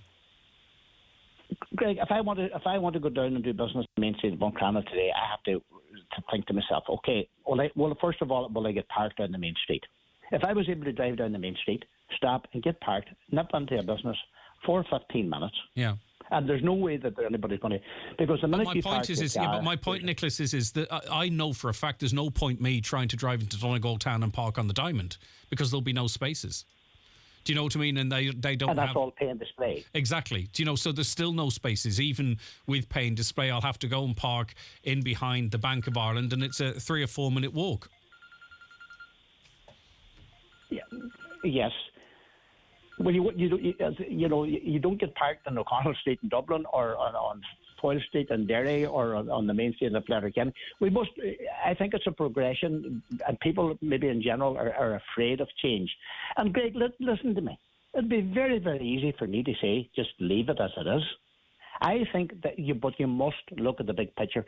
If we are to improve Buncrana, and move Buncrana on and make it back into a tourist destination, how are we going to be doing this?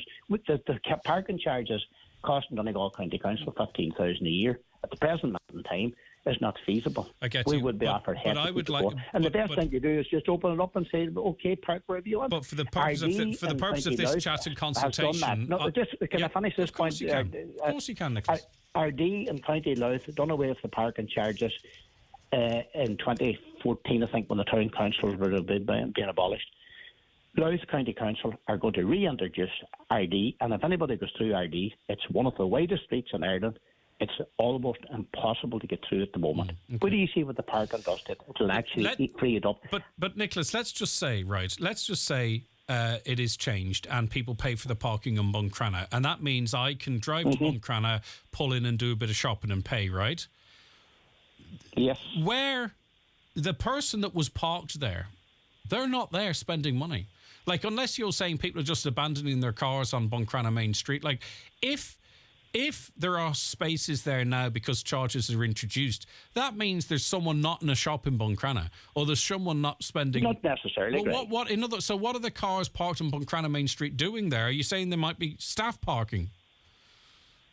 They're obviously they're staff parking. Yeah. There's people who stop just pull out the main street of Buncrana because they have half an hour to spare. They can go for a walk up and down the main street of Buncrana, get in their car and head off again. Okay. That's lost revenue. It's not to say that everybody parks in the main street of Buncrana is going to go into shops. There's people who park in Buncrana Main Street for the best part of the day. There's people who park outside because they can. They park outside their own premises, their own business premises. Because they can park outside it and they have a permit, they park outside their own business.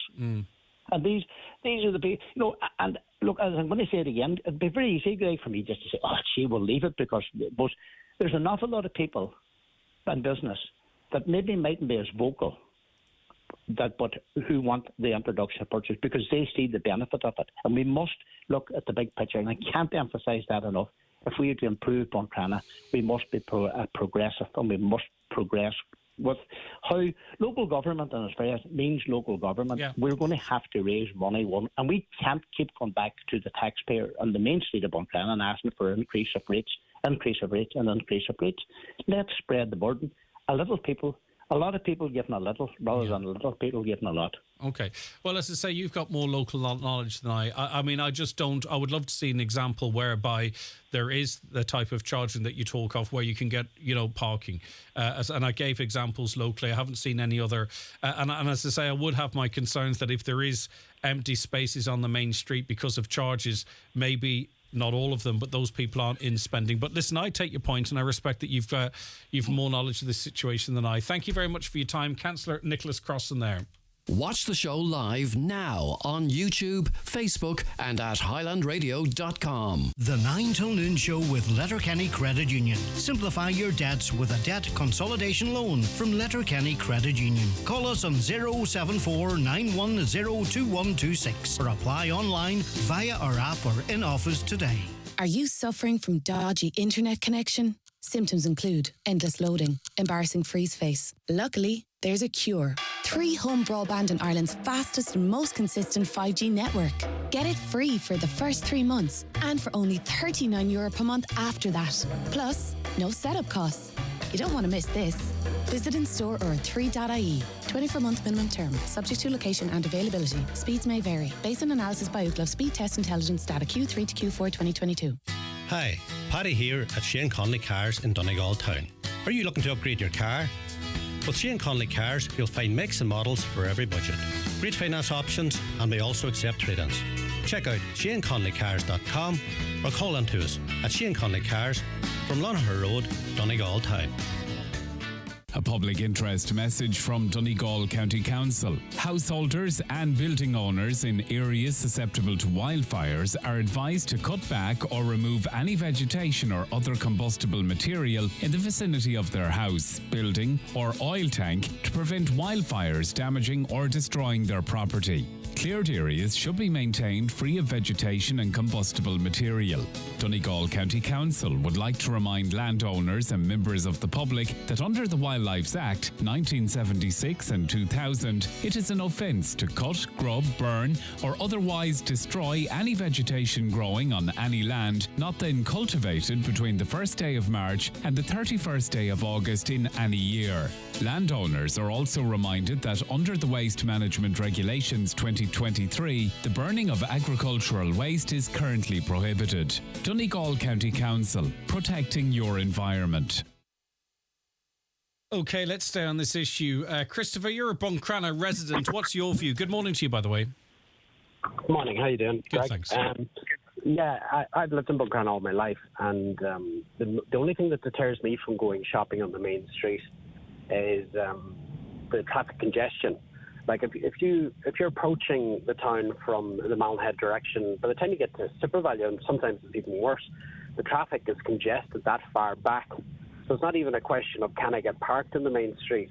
You can't get near the main street, and that's what I find happening an awful lot. And you have to swing left at the general shop there, and you have to go around the back of the town through domestic roads to basically bypass the town, or else you have to swing down by the castle and go along the shorefront to escape the traffic. So the main issue is the traffic congestion on the main street that I see, and the traders there would know better than anyone as to what's causing that congestion. In my own personal experience, I suspect it's people trying to reverse park into positions, and they're having 3 and 4 goes at it.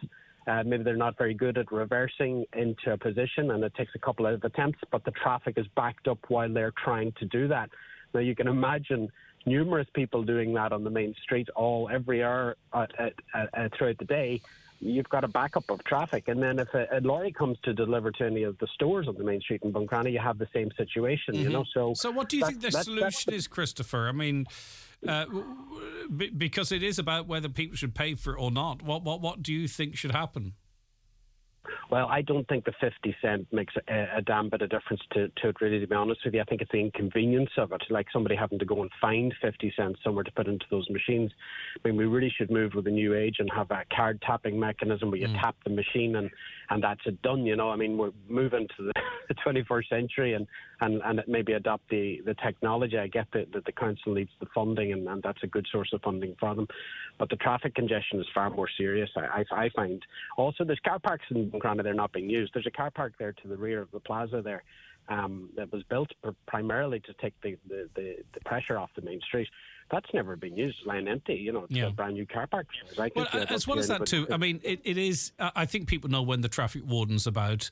For them to sort of initiate the half hour, they have to scan your number plate to begin with.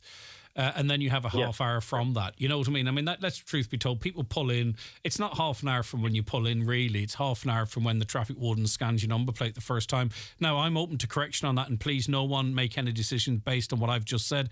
But I presume that's local common knowledge. People know when the traffic warden's around. So I don't think people, even availing of the free car parking, are probably just taking half an hour. They probably know where they can get most of the day or an extra hour or whatever it might be, dependent on when their number plate is scanned the first time.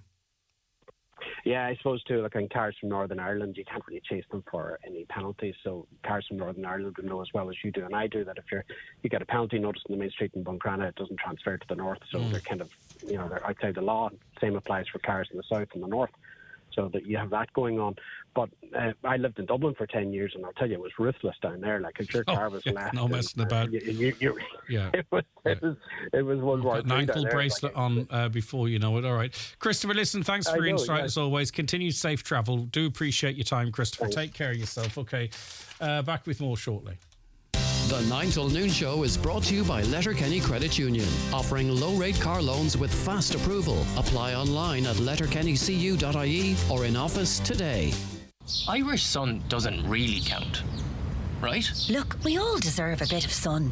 Skin cancer is the most common cancer in Ireland, so whether you're at home or abroad, protect your skin by following these sun smart steps. Slip into long loose clothes, slop on the sunscreen, slap on a sun hat, seek shade. Yeah, even on the cloudy days.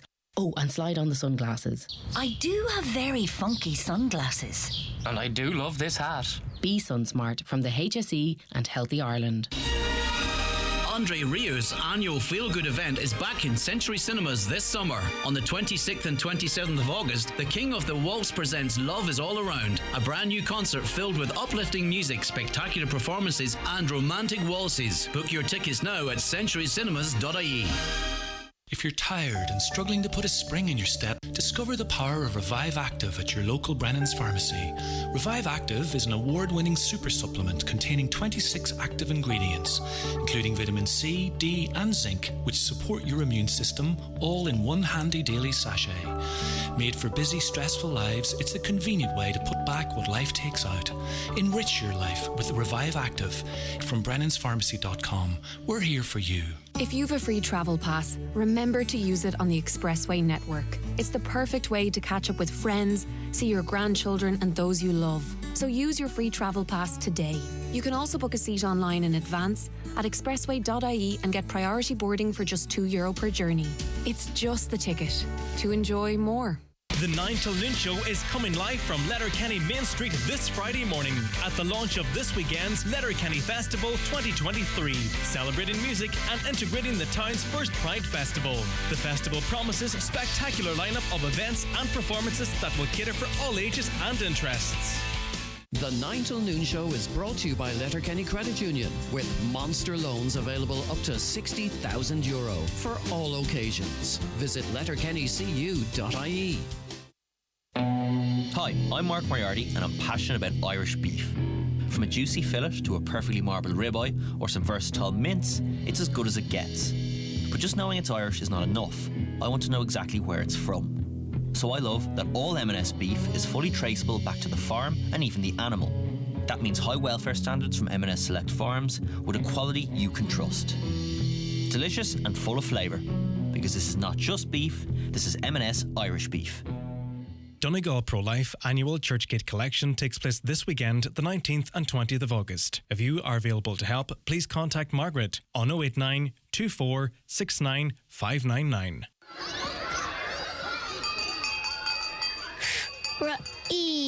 Free! Students in primary and special schools will get all the books, workbooks and copies that they need for free when they go back to school this year. Primary schools have received funding to buy the books, workbooks and copies for every child. So there's no need for families to buy or to pay a fee for these. Free primary school books. An initiative of the Government of Ireland. At Hickey, Clark and Langan Insurance Brokers, they compare quotes from all the leading insurers, so you get a great price. Home, motor and van, farm, holiday home, travel and liability insurance, they quote them all. So if the worst happens, you're covered. For a competitive insurance quote today, call Hickey, Clark and Langan on 9126688 or pop into their office at Ballymacool, Letterkenny. Hickey, Clark and Langan General Insurances Limited, trading as Hickey, Clark and Langan, is regulated by the Central Bank of Ireland. Cujemmer Natasha Colin Further and Shaw, Biggie Lynn, La Hay Rulia Bulia, Ihe Caden Shaw, Shakuji Hockton Club, La Gruppe Kjol, Coltus, Bantana, Butchery, Flakjol, Fihis a Tree. Fele Havras na Shiriachta, La Sheila Iari, a Mahara Rorty, Agus Shoppa Malarta Edi, La Trasa, Ni Gallagher, Ingi Dor, Rulia Bulia, Ihe Caden Shakuji or Biggie Lynn.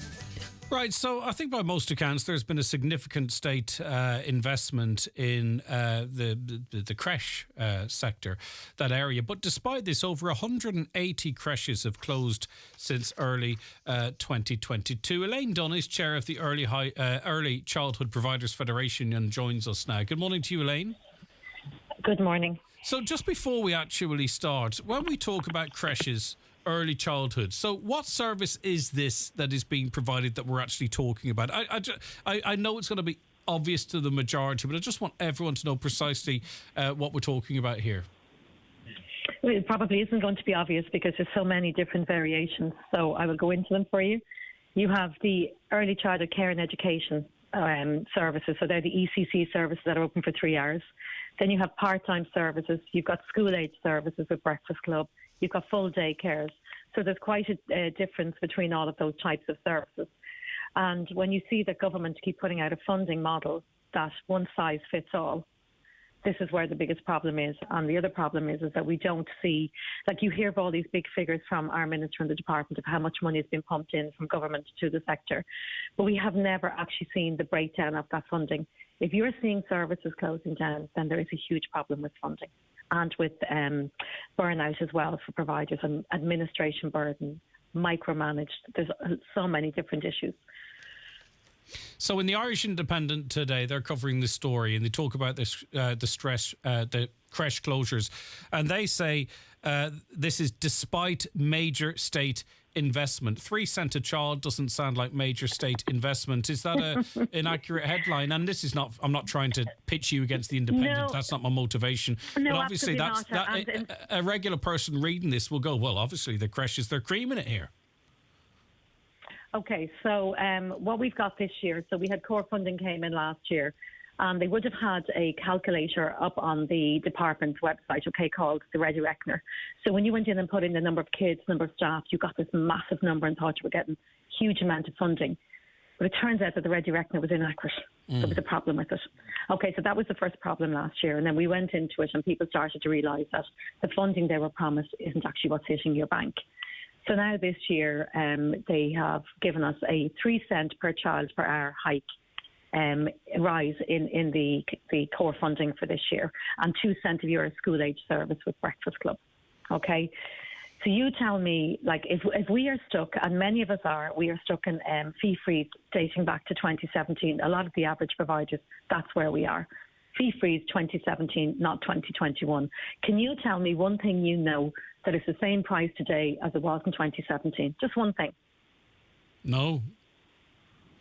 There you go. To this show. But childcare. That's about the height of it. Well, there you go. Yeah, okay, so... Childcare providers are. Yeah, and listen, this is not anecdotal. We see the evidence. Lots of people, and it's happened right across the country and in this region as well, creches are closing. Now, some of those spaces, we're seeing maybe a little bit of a consolidation. I'm not sure if that's good or bad. But we do know one of the biggest challenges in Letterkenny, for an example, the biggest population centre in Donegal, is not necessarily housing, and it's not accommodation necessarily. What I'm hearing from employers is childcare. That is the biggest recruitment. That's the biggest recruitment challenge they're facing at the moment. No, and that is correct, and that is nationwide, and we are really starting to see that. So we did have a meeting with a TD last Monday before we started doing the nationwide.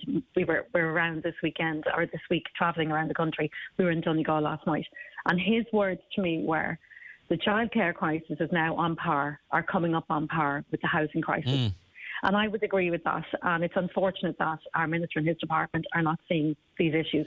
We have brought all of the issues to the Department of Children. We have told them what's going on. We got a document done outsourced and we sent it into the department as well.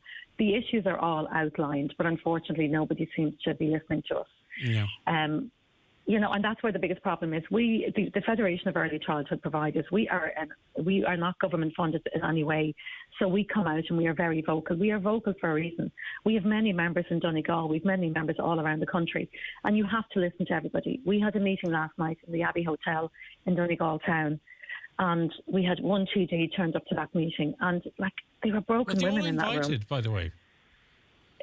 Yes, there was an invite put out to local councils and TDs. Now, I will say the next meeting, there is a big meeting due to happen on the 5th of September, and it's going to be in Letterkenny, and we're asking parents, providers, radio stations, everybody to come to this meeting, because you will see exactly what is going on for providers on the ground and the workers. And I think we need to keep a close eye on the politicians that turn up at that meeting as well too, because this is a huge issue, and it's well, I'm not sure if they're back from the summer holidays at that point. So. Right, say for instance health, it's not simply throwing money at health, and housing, it's not simply throwing money at housing, and sometimes we do that and it's wasted. Is it more simple in terms of childcare? Is it actually more investment? The infrastructure is there to make the best use of it and to maintain the sector. Is it a bit simpler in this area that we need more resources, we have the infrastructures in place, and it means that we can stay open and we can continue to provide these services? We absolutely need more funding. There's no doubt about it. And when we start to show people the breakdown of funding, people are going, oh my goodness, like we thought you were absolutely loaded. And we are being portrayed as greedy providers, but that is not the case. Like when you're seeing parental choice being removed and children who have a right to be educated being displaced, then there's obviously a huge issue. You know, when parents are ringing me and ringing the Federation looking for us to help them find places around the country, and that is what's going on at the moment. I just got a message there half an hour ago from a parent in Kilkenny, please help me, I'm in dire straits. You know, so we are getting those phone calls, and we are here to help the parents and to inform parents as to how bad things are for us.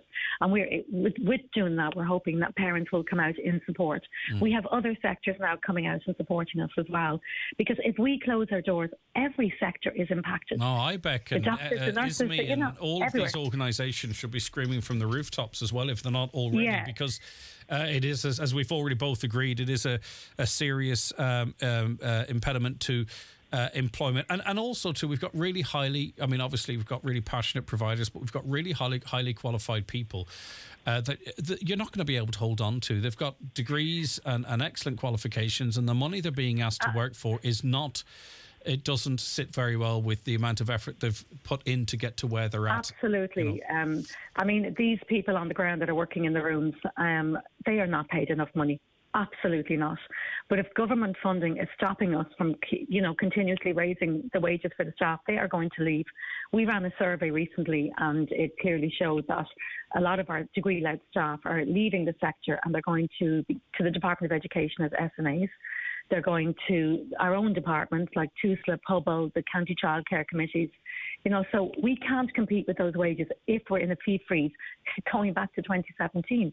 I mean, it makes no sense whatsoever. You know, we have to be able to have a proper fee structure in place before you're forced into a fee freeze. And I mean, and finally, and parents shouldn't be taking the hit. Sorry, of course just not. Parents shouldn't be taking the hit. But I just don't understand that we're told all the time that we've got such a wonderful economy that it's awash with money, and yet we don't see it filtering down, and then people wonder why people get frustrated with governments and what have you. But listen, Elaine, for now, we'll talk again in and around that September meeting. Thanks for your time today. Elaine Dunn, who is chair of the Early Childhood Providers Federation. Any views on that? 086 60 25,000, or give us a call on 074 91 25,000.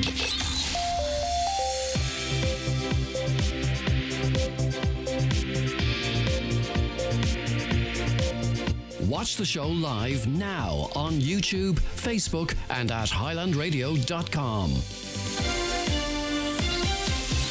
Okay, heading into the last hour of Wednesday's 9 till noon show after we get a news update. And it's good morning now once again to Donald Kavanagh. Thank you, Greg. Good morning. Bank of Ireland says it will be recovering overdrawn amounts transferred during an IT glitch from customer accounts today. There were queues outside ATMs across the country last night after it emerged a technical issue meant customers could make transfers and withdrawals despite not having the funds in their accounts. The bank says anyone in financial difficulties because of what happened can contact them. Donegal County Council is being asked to sit down with local businesses in Buncrana after it emerged the half-hour free parking on Main Street may be abolished. One local business owner is taking up a petition as officials carry out a review. It's after it emerged the council is losing around €15,000 a year on the coordination of car parking in the town. A public meeting takes place next week to discuss the issue and seek the public's views. A Midlands North West MEP says there's an urgent need for policy reform around Garda grooming and appearance. Maria Walsh says with recruitment numbers well below target this year, we shouldn't be wasting time discussing the pros and cons of tattoos. The Fine Gael representative was reacting to news that 3 trainee Gardaí were sent home from the Garda Training College in Templemore this week for having visible tattoos. 1/3 of people in Ireland are working from home at least 3 days each week. The annual report from the communications regulator Comreg says 44% work remotely for at least 1 day a week. In its annual report, Comreg says it's imperative that targets for complete broadband coverage across the country are met. And the government is being accused of not investing properly in rural and regional areas. The Rural Independent Group of TDs says the government is too focused on Dublin. A recent survey suggested a Farmers' Party would prove popular among farmers. However, Rural Independent Group member Deputy Matty McGrath says he doesn't believe that would be the right move. He said to create a new Farmers' Party would be divisive and not solve any problems. And we're back with news headlines again at 12 noon. OK, Donald, thank you very much for that.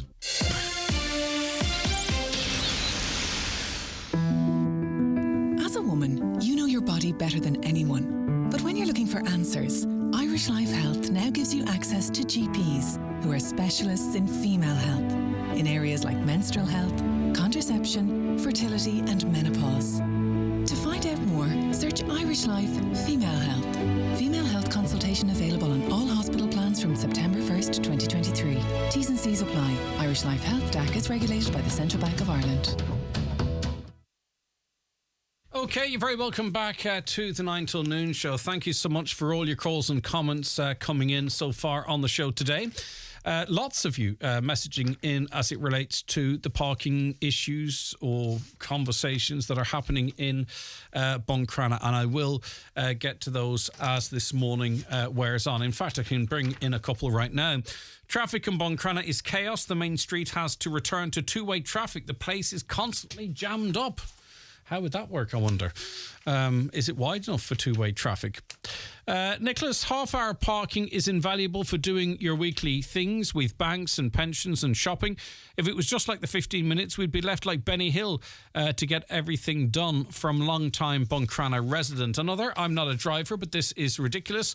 Reducing the free parking time to 15 minutes. Yes, Greg, it will not help the business people. And although Nicholas is from the town, does he give a heck? Well, of course he does. And you know, it is not easy sometimes to come on and express a view that, you know, is not necessarily as popular as another, and respect to that. I parked in Strabane yesterday for 6 minutes. It cost me 78 pence. I know it's not a lot in the grand scheme of things, but that is over 10p a minute. I paid through the parking app, which mostly works out slightly cheaper. I would have been able to park for well over an hour before for about £1.50.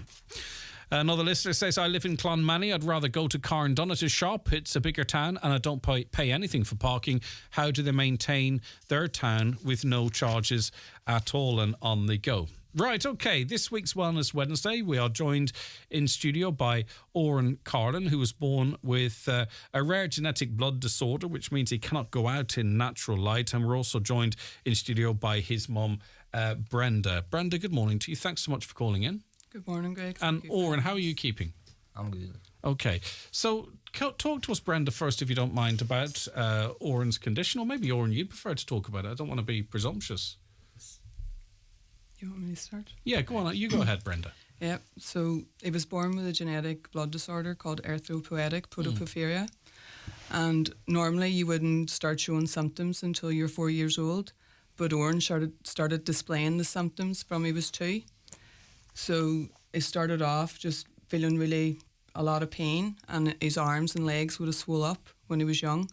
So it took a couple of years, and then he was diagnosed with a genetic condition. So he has inherited the gene from myself and my husband, which has given him the condition. But do you and your husband have the condition? No, or it's so just... yeah, just Oran, because we have two chromosomes. So I have a normal and a deletion, which means I don't that doesn't affect me. Mm-hmm. My husband has the C gene and a normal, so it doesn't affect him.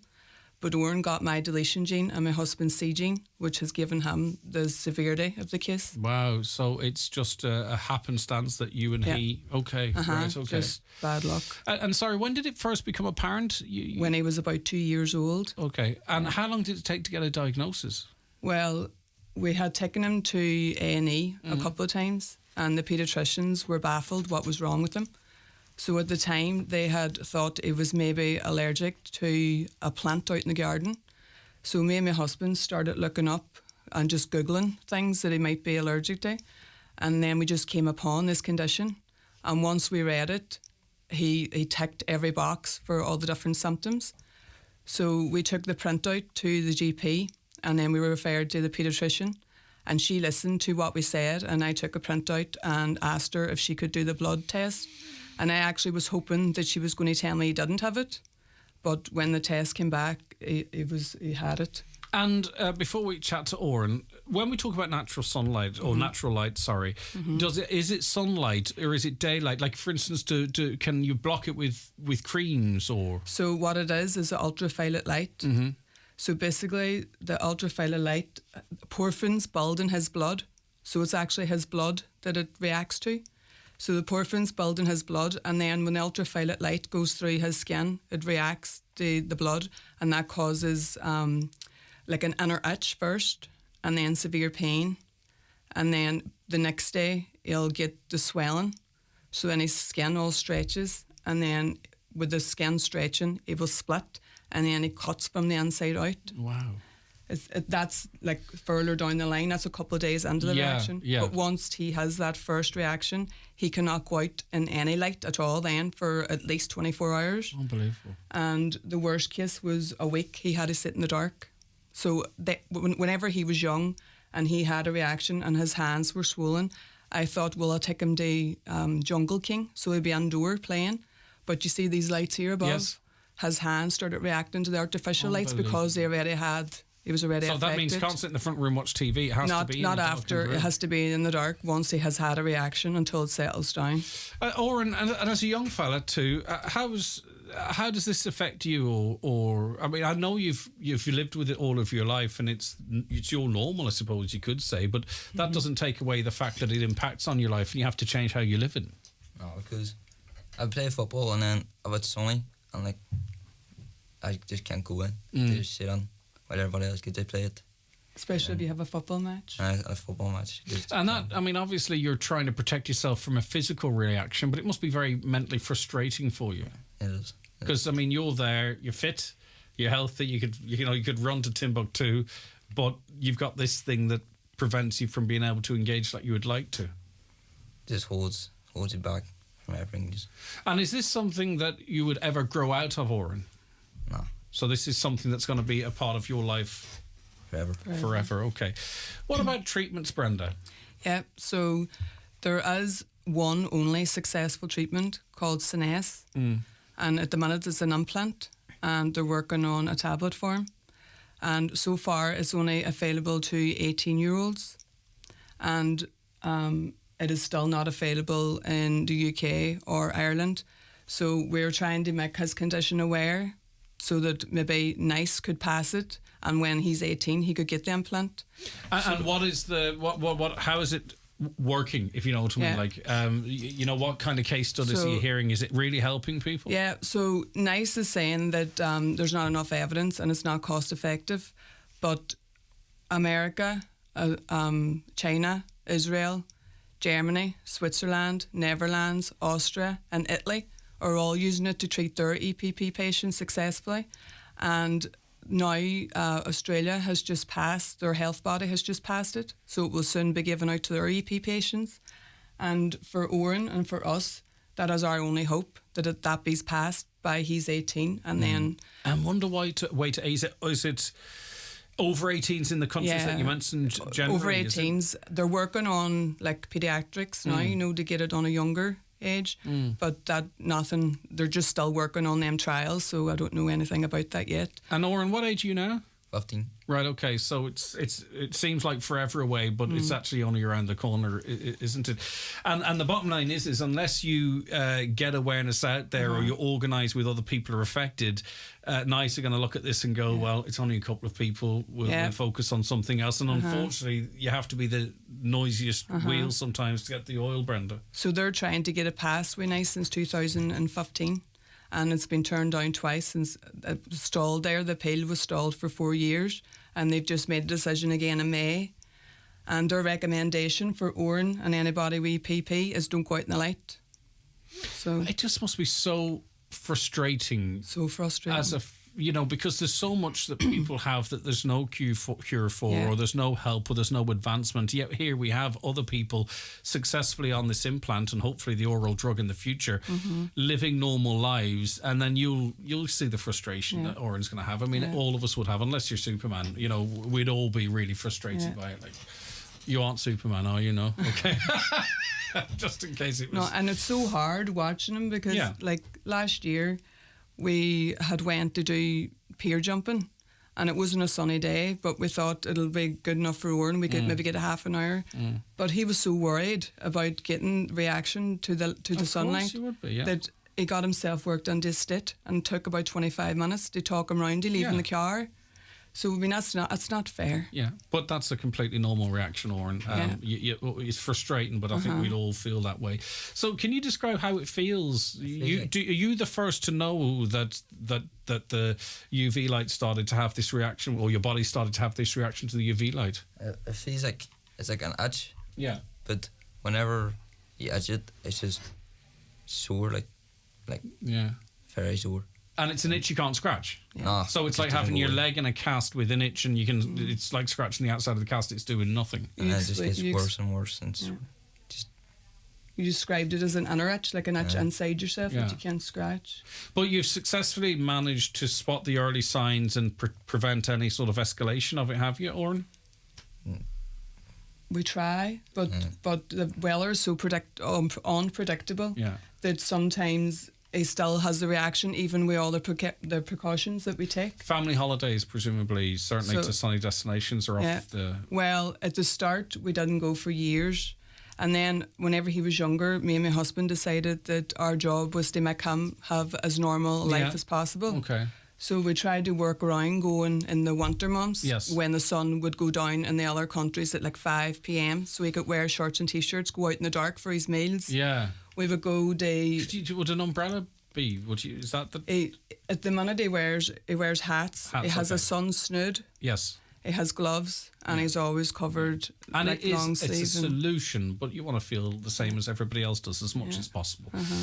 Right, okay. So the hope is that really, I think, if I'm reading the room correctly, Brenda, is that, you know, the chances of maybe Oren getting this now or 16 is not. It's to make sure that this is available for people like Oren when he hits 18. Yeah. That's the best case scenario. That's exactly what a miracle we're could for. happen, but... Yeah. So whenever he was 8, we first read about SNES. And back then, I always said to my husband, it'll be okay, sure, there's plenty of years, it'll definitely pass by the time he's 18. And then just whenever we got the wee video on May from the BPA, kind of from Clenuville, telling us that the appeal was turned down again, then it just made us so angry and frustrated. We thought we need to do something for this Wayne, you know. Yeah. Okay, and we're going to talk about fundraiser coming up and how people can support it. I'm just trying to get a sense of how many people are affected by EPP across the north. Maybe it's where you might have the figures for. Well, 5 years ago we were at a BPA meeting, which is a British Porphyria Association. But because there is none in Ireland, they have now taken Ireland under the wing. Under the wing, aye. So 5 years ago there was 13 people with EPP in the whole of Ireland. And they're roughly at base 1 in 140,000. So it's rare, but it's not rare sort of thing. It's great. It's actually quite interesting that they have made such advances on something that is relatively rare, because sometimes, you know, they focus on where they're going to make tons of money, these drug companies. And just once again, someone texted in, what were the early signs and symptoms and from what age? As rare as it is, you just never know. Someone wants you to just remind us of that again. Yeah, so whenever he was wee, he would have been out playing in the sun and with shorts and T-shirts on, and then he just would have screamed, would have cried for no reason, and then eventually his arms, whatever part of the body is exposed, is where he would swell up. So the blood vessels leak, and that's what causes the swelling. And that was the very early stages. Okay. So we were always told we were so lucky to get him diagnosed so young. Yeah, I was because thinking there's that, other sufferers who be adults before they know. Or maybe never find out. Maybe never. So even if this helps someone else know the symptoms. I think so, yeah. Because we talk about it being rare, but that's rare because of the cases we know. It might not be quite as rare. And that's all the part of what you're doing at the moment. Right, talk to us about the fundraising then for the BPA, which is the British Porphyria Association, but it is... They have taken in Ireland because now. obviously, that's it. So what are you doing? So we're doing a sponsored walk on this Sunday, the 20th, to the Stairway to Heaven in County Fermanagh. So our friends and family are getting a bus down, and we're going to do the walk, which is approximately 4 hours. And we're just taking sponsorship for an aid of the BPA. Okay, and donations can be made online to Brenda's Just Giving page, Oren's fundraiser for the British Porphyria Association. Porphyria Association, but I'd say if you go Oren's fundraiser for the British, search it'll be there. Okay, is there anything you want to say, Oren? I just... Yeah, okay. No, I don't want you to leave here and think, why didn't he ask me that? Well, that's perfectly fine too. Less is more. What about your hopes for when you're 18? I just hope it gets released. I think so. Yeah. Simple as. Yeah, that's his best 18th birthday present. Get on with your life. Yeah, I know. Can you imagine? It's tough, and fair play to you, Oren. And hopefully there is light at the end of the tunnel for when you hit 18. And thanks to the work of your mother and others in the BPA. If you have other children, do they automatically? I have one other daughter, but she had a 1 in 4 chance. So she's obviously she's either like me, the deletion and the normal, or my husband with the C gene and the normal. So it's not given that the genes or she could have 2 normals. He was just unlucky to get both our fault genes, but he's definitely passing it on. Yeah? Oh, for sure, really? So he only has the deletion or the C gene, so he's definitely passing one lamb on. So we met with a geneticist, so whenever he meets his partner... The love of his life. Yeah. Hopefully the love of your life. She could get a blood test done and make sure that she hasn't got similar genetic faults. That's really faults. interesting. So it's even if they're, it's something that has to be considered moving forward. Brenda, it's been lovely having you on the show. Thank you I do hope all your efforts do pay off, and that it wouldn't be lovely, to sort of have that to look forward to. Yeah, and you can sort of see that, right, okay, this is what I can do going forward. So I really hope it happens for you and everyone else affected by EPP. So that's Wellness Wednesday. We were chatting to Oren Carlin and his mother, Brendan. And if you want to support the BPA, you can donate to Brenda's Just Giving page. It's Oren's fundraiser for the British Porphyria. Yeah. Oh, so close. Association. All right. Yeah. Okay, and we'll link that on our socials, which is probably much handier than me stumbling my way through it every time. Yeah.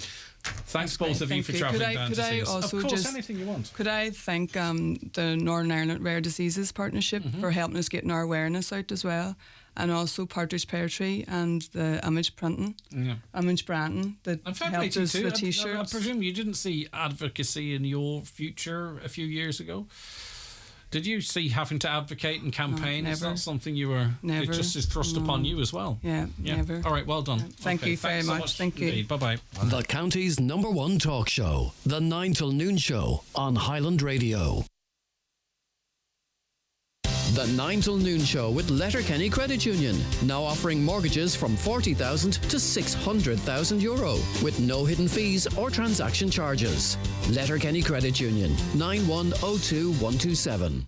Hi, Declan Erna here to tell you about a great summer dance coming your way to the Melon Country in Oma this Friday night with my special guest John Hogan and the great Mick Flaffin. That's the Melon Country in Oma this Friday night with my special guest John Hogan and Mick Flaffin. Admission £15.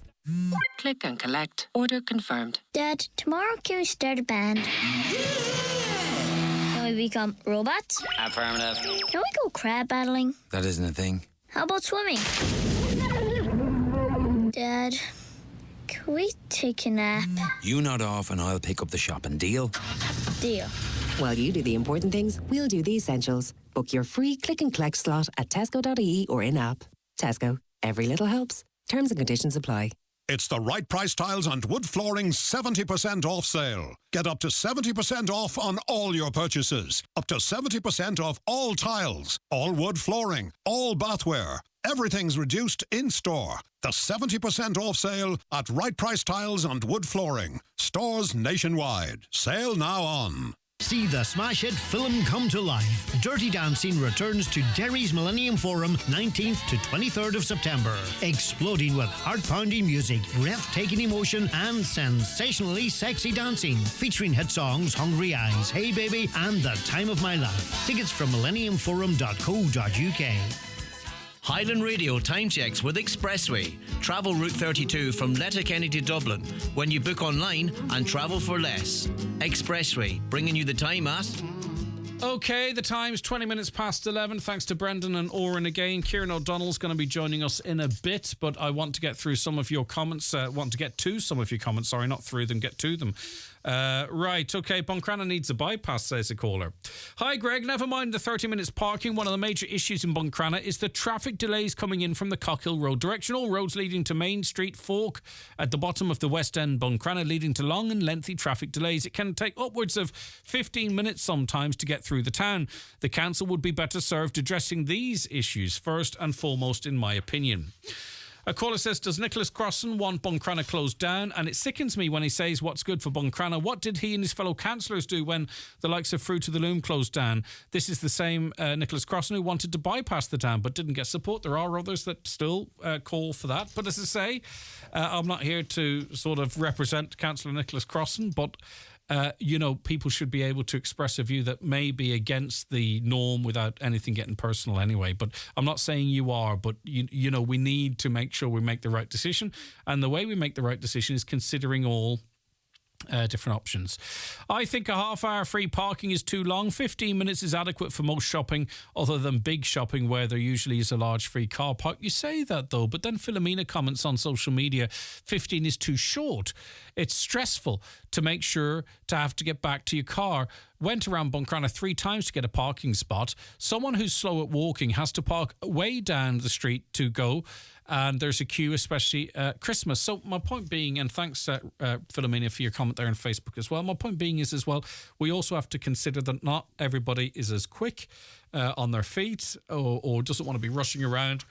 And we have to make sure that whatever we do is inclusive of not just businesses, but people with various abilities as well. What about people living on street in apartments with a permit? I'm not familiar with that. I'm not sure how much. Of course, this is a good suggestion, actually, that even if you're parking for free, that you print off a ticket and the time you parked there to begin with is on the ticket. I've not heard that one before. And I'm not saying it's a good fit for Buncrana, but that's a blooming good idea. So even if you're only parked for half an hour, you have to print a ticket, and the ticket, your half an hour starts from when you put that ticket on. So it's free, right? But it's very clear when that ticket's expired. I like that idea. I don't know why. It just seems clever. Whether it's good or bad for the problem we're talking about, I don't know. But everyone who parks prints a ticket and the first half hour is free. I like it. Okay, it's clever. Should be a sign on the machine saying your parking payment helps fund this and that. Let people know where it's going. Yeah, it would be useful just to have that information. I'm not sure whether it would encourage more or less people to pay for their parking. I have a comment to add to the conversation about parking in Buncrana. There are other additional problems ignored by the council. I live on a street in Buncrana where paid parking is in place, as residents were entitled to a residence parking permit, which we renew annually. My husband has a work van which is not entitled to a permit according to the council, which means he cannot park outside our home without running the risk of fines, which has happened on a few occasions. Now, just on relation to that, if it was a car, would he be able to get a permit? Is it the fact that it's a van that he can't get a permit? Just if you could clarify that, because I'm kind of interested about that. Or is it the fact that only one vehicle can be registered per premises? Let me know. But they go on to say another issue is my neighbours are all very elderly, many with carers and family members who are required to stay with them overnight and during the day. As there's no guest permit system like the area I used to live in, London, it means that carers and family members have to pay to care for their loved ones. It's amazing, when things like this don't affect you and they don't affect me, that you just sort of be oblivious to these little, I was going to say little issues, but they're not insignificant either. If you're heading from Derry to Buncrana, there's a large tailback at Lisfannon. I'm sitting here for 25 minutes. I'm going nowhere now. I'm not sure if that's changed or is still the case, but let us know. Right, we are going to go to Business Matters, of course, in a mo. But first, we're going to go to Michaela Clark from the newsroom. Hey, Michaela, how are you getting on? Good, Craig. How are you? I'm doing good. Now, I used to go down to McGill Summer School, but my circumstances have changed. You're heading down there. Mm-hmm. It's not unique because there are other summer schools around the country, but this is a particularly well-regarded one, isn't it? Yeah, it seems to attract so many every year, and even looking at the schedules in previous years, I've always been dying to go because it's really thought-provoking, the topics they have. Like this year, the theme is a new global order, precarious and dangerous, and like we start today with the war in Ukraine, and then it moves on to China, and we talk about Ireland's future and Europe as well. So yeah, it's good. And like people come, well, Brennan Boyle, the congressman, was due to come, but people generally come from all over the world to it. Yeah, some might feel it's like just the Dublin bubble locating to Donegal. I don't know, are any local newspaper journalists, any radio... This is not a question. Yeah. Any local radio journalists invited to attend, or is it just the Irish Times, the Irish Independent, and the politicians that they're used to But we'll ask you afterwards. Yeah. Right? The proof Yeah. of the pudding's in the eating. Yeah, so we will see afterwards. Well, I'm going anyway. I haven't been invited, but I'm going. And exactly. But no, it's very, very interesting. I just wonder. I've never been asked to participate. I'm not sure if you, as Donal. No. I don't know any of the newspaper if they're invited or not. But anyway, be that as it may, I'm not. I don't want to be. I'm just saying. What's it starts today? Starts right. today So what's at 3, happening today? You're heading down at 3. So what's the topic of conversation today? We start with the Ukraine war today, and the ambassador of Ukraine to Ireland is going to be there, and there's going to be later on some music and culture events, Ukrainian music and culture events, and then it'll finish with the question later on: how and when will the war in Ukraine end? So there's a number of professors that will be there to discuss that. So today focuses solely on Ukraine. Okay, interesting. Tomorrow then it is the first topic is how to restore peace and harmony to a dangerously distressed world and the role of China. I heard your discussion earlier about how even events in China affect, through medication. So it will be interesting to hear hopefully how it affects Ireland and what can happen there. Yeah, well, they pull the strings, let's face it, in many areas, be it technology, the phone in your pocket, or the medicine or I want to say you generically, would take. And that's, what day is today? Today's Wednesday. Right. So that's in Thursday. the morning. In the afternoon, then, they like the European Union down at the McGill Summer School. That's up for conversation. Yes, so Maureen McGuinness is going to be there along with Professor Bridget Laffin and Tony Connolly, the European editor of RT in Brussels. So it'll be a panel discussion about the European Union and how they're fulfilling their mission. Mm-hmm. And then into the evening, the 23rd annual Hume Lecture. And you mentioned Brendan Boyle in attendance. I think he is the last person, elected politician over there who is the son of an Irish person. Yeah. Many claim to be Irish, but I think he's the last serving elected rep there. Right. That is actually second generation. Yeah. But anyway, go caused ahead. a bit of controversy because there was planned protests. I don't know if they are going ahead now. He was due to be there in person, so there's planned pro-Palestinian protests because he sponsored an anti-BDS bill aimed at punishing companies that boycott as really good. So he opposed that, did he? That's really quite interesting. Okay, he sponsored it. Yeah. So actually, I wonder, will there be many protests? Well, he's appearing virtually now, so we don't know. Yeah. Right, okay. Now, I don't know if it's in relation to the planned protest, but Joe Mahon said last week his wife was going through surgery, so... Okay, yeah, I'm sure that's the reason. But, you know, as I say, there's a lot of people down there. There's a lot of big issues in Donegal as well, and some of the people with influence on that. So on to Friday then, the future of Russia and its place in the world. Post-war, presumably, of course. Yeah, so that'll be, I'm sure a lot of people will be interested in that to see what is discussed and kind of as it relates to the war in Ukraine. And then it moves on then to a conversation with Senator Michael McDowell. And then there is in the afternoon the Heaney and Freel on the 10th anniversary of Seamus Heaney's passing. There's an event there, and then we will look at Ireland and its future. So there'll be a number of politicians from the north and south taking part in that one. And Ireland, the future then, Charlie McConalogue's amongst those. There's not an awful lot of Donegal in this, is there? No. Are the council still financially backing the McGill? I think they do sponsored, yeah. Right, okay.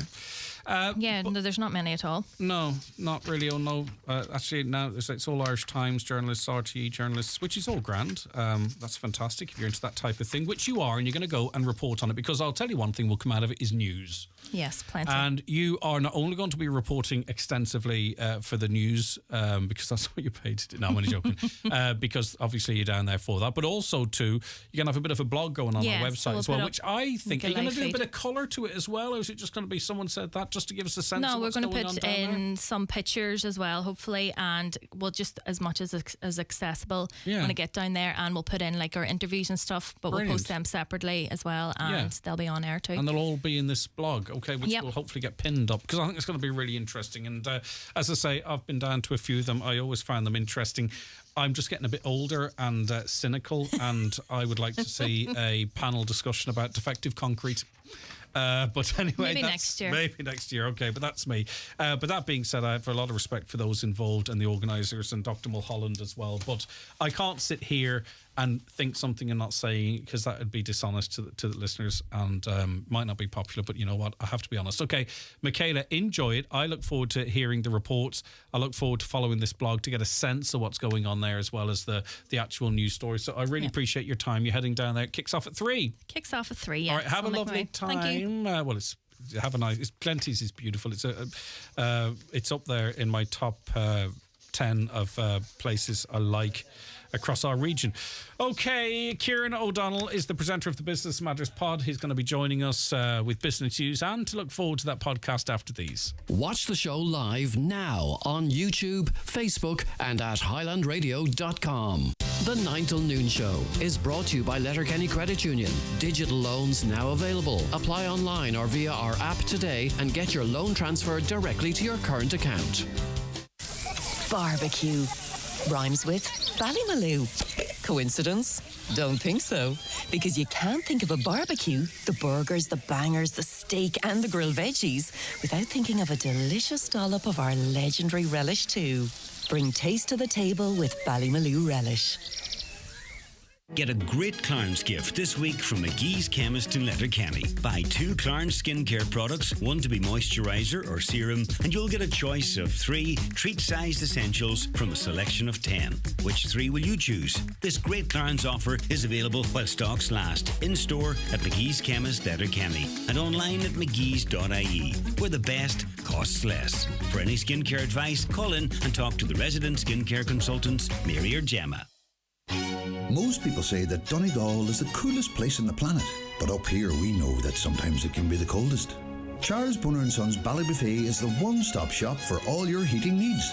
We have a huge range of multi-fuel and wood pellet stoves and ranges, spare parts for all major stove and range brands, plumbing and bathroom ware, all at exceptional prices. So visit our showrooms where our friendly and experienced team will be ready to help you. Charles Brunner & Sons Ballybuffet and the stovestore.ie, where you can always do a good deal better. Did you know there are more places than ever to top up your TFI Leap card? Well, now you do. You can buy and top up TFI Leap cards in over 2,500 agents, including all post offices. You can also top up your TFI Leap card with the Leap Top Up app on iPhone and Android. And remember, young adult and student Leap cards can only be ordered online. To download the app and find your nearest agent, go to leapcard.ie. Matters in association with ATU Donegal Faculty of Business. Now is the time to realise your potential by enrolling on the part-time degree in business. Only 3 years with 1 evening per week on campus and another online. Open up your future by contacting the faculty office on 9186206 or visit lyit.ie today.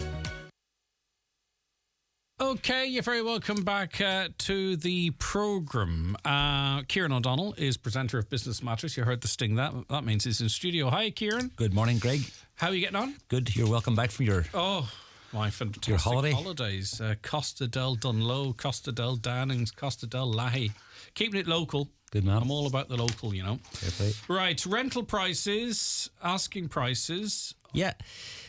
The average price of renting a house in Donegal, Greg, has increased by 22% compared to August 22, according to the latest report from daft.ie.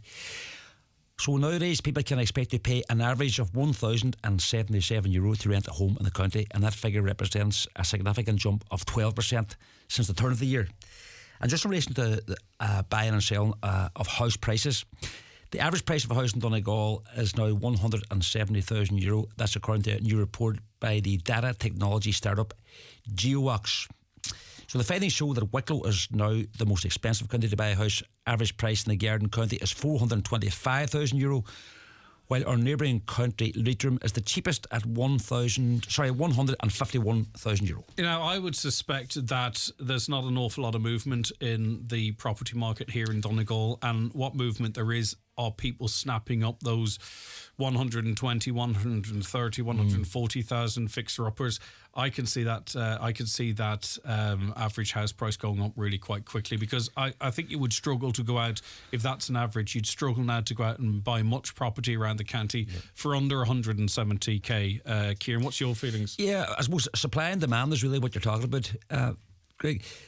The prices at the minute don't seem to have jumped an awful lot. I've been keeping a fair close eye, and there hasn't been any massive movement on it yet compared to the rental. And I suppose that's why I sort of tied the two of them together under that one brief there, because, you know, a sub a fifth since last year, a sub 8% since the well, third of the year. you're getting now. It depends on your mortgage and your term and what, but you're getting now to the point whereby rent is getting mortgagey in terms of the cost in Donegal, but the property now is getting beyond, like a €170,000 house. You actually have to have really quite a decent deposit and income to sort of reach that threshold. Now, I know there are schemes, but you can see even in our county how things are starting to become really out of reach. So my son's 20, he wants to move out, right? I presume he might, hopefully, if he did, or I don't know, hopefully he wants. But my point is that's a big chunk of anyone's income. Now, as I say, that is an average, but you can sort of see where the problems are starting to really come home to roost in what was traditionally seen as the cheaper part of the world to live in. Yeah, and you throw in the cost of living crisis along with that too, Greg. That's where it becomes a bigger problem for people. Right, okay. Development ongoing in Letterkenny, however?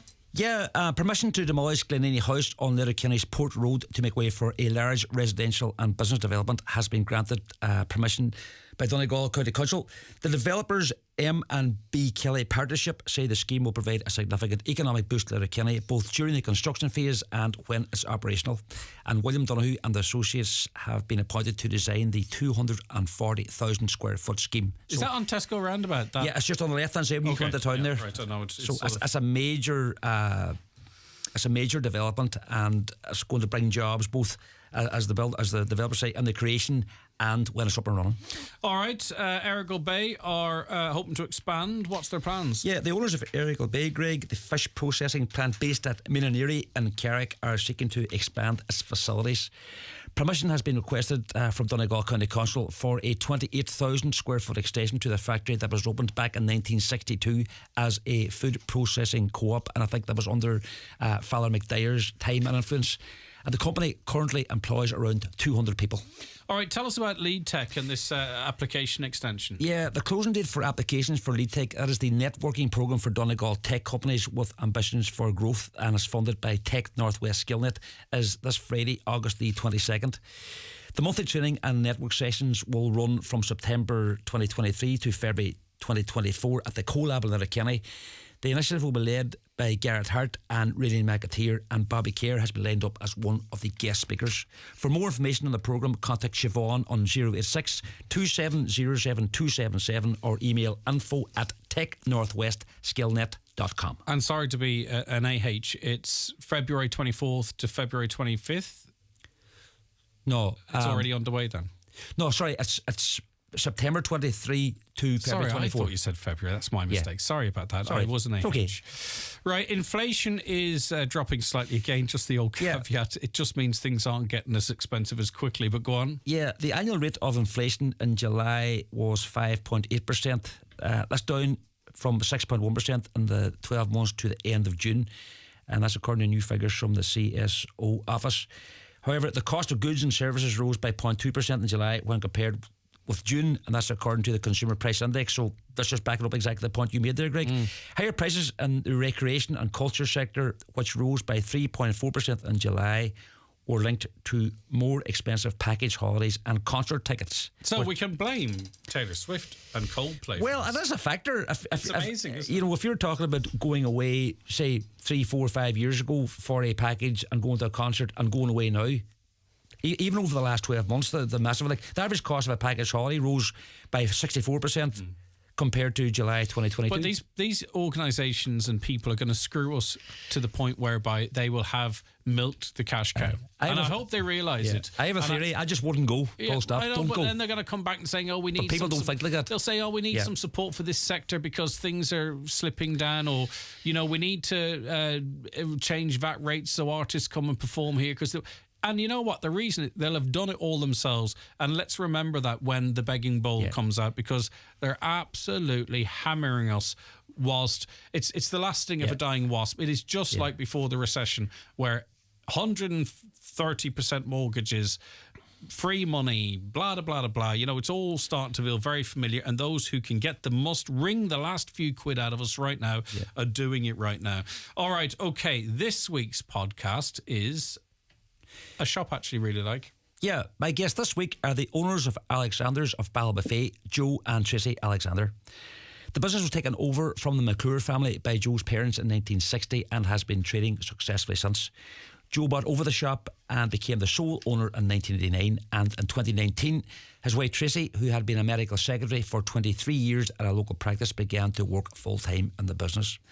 Alexander's, which has a coffee loft, a bookshop, a grocery section, a DIY department, currently employs a team of 15 people.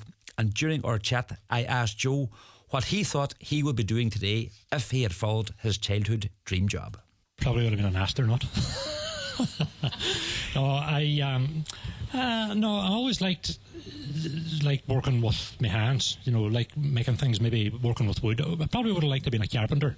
I still would do a good bit of the DIY work about the shop here, and I enjoy doing that. And it's I find it sort of de-stresses me times there if you make a table or something that, it helps you. And job satisfaction as well? Oh, definitely. Like most of the work in the coffee shop here, a good lot of this work we would have done working late in the evenings. And, when you look around here now, and that's, parts of the seating, parts of the floor and stuff like that, that was all stuff that was done late in the evenings. Okay, Kieran, and you also chatted to Tracy. Yeah, in this piece, Greg, Tracy talks about the decision to develop the coffee loft on the first floor of their premises on Ballybofey's Main Street 3 years ago. Whenever I came over here, and that was in 2019, prior to the pandemic, and at that stage we had a gift shop upstairs here, and it was, we kind of felt we wanted to develop it more because there seemed to be a need for that in town.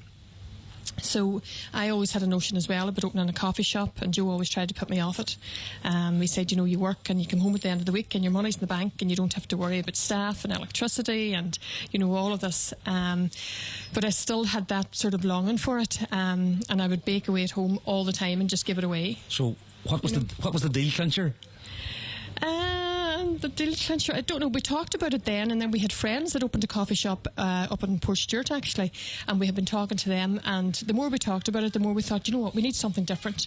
And I always loved the idea of books and coffee. I just thought that was just, if I was away on holiday somewhere or away visiting, this is the sort of shop I want to go into. And, I love books, we love homewares, I love food and baking and hospitality and people. I just love working with people and meeting people every day. Okay, so the full interviews with Joe and Tracy Alexander are available to download at highlandradio.com right now. They're on our website there, or on Spotify or iTunes. And the show goes out live, I suppose we call it now, even though it's pre-recorded because you've been out in Ballybofey, but it's broadcast live. It's scheduled for Sunday, Kieran. Talk to me about that. Yes, after the 6 o'clock news, Greg, on Sunday evening. And if anyone would like to get in touch, just drop me an email, please. businessmatters@highlandradio.com. Kieran, listen, it's always a pleasure. Thank you so much indeed. Look forward to seeing you next week. Good morning, Greg. Already. Take care. Thanks. All right. Now, just a little bit of breaking news. Donegal Garda Division is going to remain as a standalone division. There was a review ongoing, including leadership interviews, a consultation with internal and external stakeholders. This review took into account the population and demographic changes in the country since the development of the original operation model in 2018. It looked at the number of incidents in the relevant division, along with the operational and community needs. Staffing and accommodation were also factored into the review. So the 3 county divisions reviewed were Lee, Offaly, Kildare, Woodford, Kilkenny, Carlow and Donegal, Sligo, Leitrim. Now, under the revised divisional structures, the divisions will be the Donegal division. So the Donegal division is being retained. Now, I'm not sure how it's going to be enhanced or what have you, but anyway, it's not being chucked in, thankfully, with Sligo and Leitrim, which themselves will remain tied together. Lee, Offaly is another division, Kildare, Carlow, another division, Waterford, Kilkenny, another division. So things have been moved around a little, but Donegal is going to be its own divisional structure, which had been a call from many. So I think that will be seen as, I think that will be broadly welcomed. We shall see. All right, back with more in a sec. The 9 till noon show is brought to you by Letterkenny Credit Union, offering low-rate holiday loans with fast approval. Apply online at letterkennycu.ie or in office today. It's the summer of savings at SuperValue. Enjoy great offers like SuperValue Fresh Irish Round Roast, better than half price. Selected Keeling, SuperValue and Signature Tastes, large pack berries, 3 for €10. Villa Maria Sauvignon Blanc, €10. And money off vouchers every week on the app. For a summer of savings, it's got to be SuperValue. Enjoy alcohol responsibly. McDade's Bathroom Plumbing and Tile Showroom in Buncrana is your one-stop solution for all your bathroom plumbing and tile needs. We offer a wide range of top-quality plumbing fixtures, tiles and accessories, all at the best possible price. Our experienced plumbing experts will help you choose the right products for your bathroom, renovation, new construction or remodelling project. Visit McDade's Bathroom Plumbing and Tiles in Buncrana and see why we are the best choice for all your bathroom and plumbing and tile needs.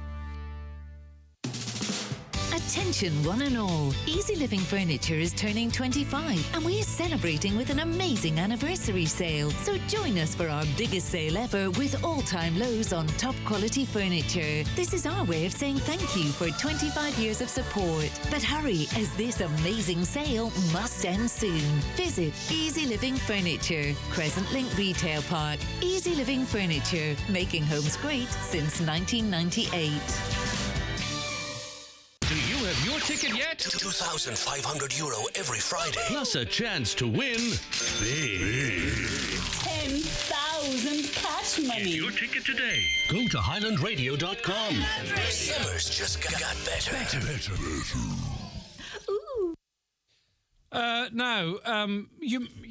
We covered it on this programme before, some concerns, particularly around the Donegal Town area, about camper vans parking in that area. And it is it's proving really popular. I presume it's talked about on forums and what have you and amongst people, and that's why it's become popular, because it's a decent place to park and you've got access to a thriving, buzzing town.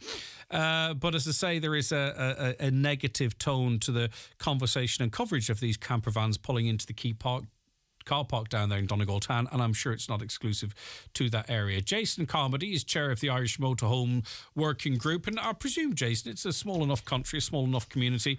This criticism has come across, you've come across it and would be aware of it. Hi, Craig. Thanks for having me on, firstly.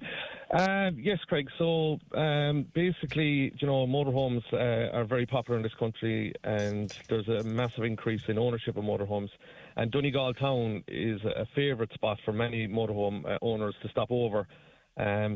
So there was I did see the publicity there last week on many forums, as you just said, and a small little bit of a negative a tone to it, but a lot of positive things from people living in Donegal Town. I suppose the spin on it is, for Donegal Town, a lot of motorhome owners will stop off in an area, will park for the night, go out to local shops and restaurants and spend their money locally. So I suppose the thing is, a few people have mentioned that some of the motorhomes may be parking in two spaces. Yeah, well, we've seen evidence of that, so that's not anecdotal. I know that has happened, and it happened recently, so either across 3 or 4. I don't... Listen, they're wide, okay? So if you take up 2 parking in the way, I've seen big Land Rovers do the same thing. I wouldn't get too caught up about that personally. Now, that might not be popular, but anyway, that's my view. But I think certainly parking across spaces is a bit OTT. Yes, indeed, yeah. And what we would say, if anyone sees someone doing that, they should contact the authorities. But that's not a lot of people that I know would do that now, for sure. But the angle I would go at is Donegal Town Council and County Council now have the opportunity to put proper facilities for motorhomes in the town.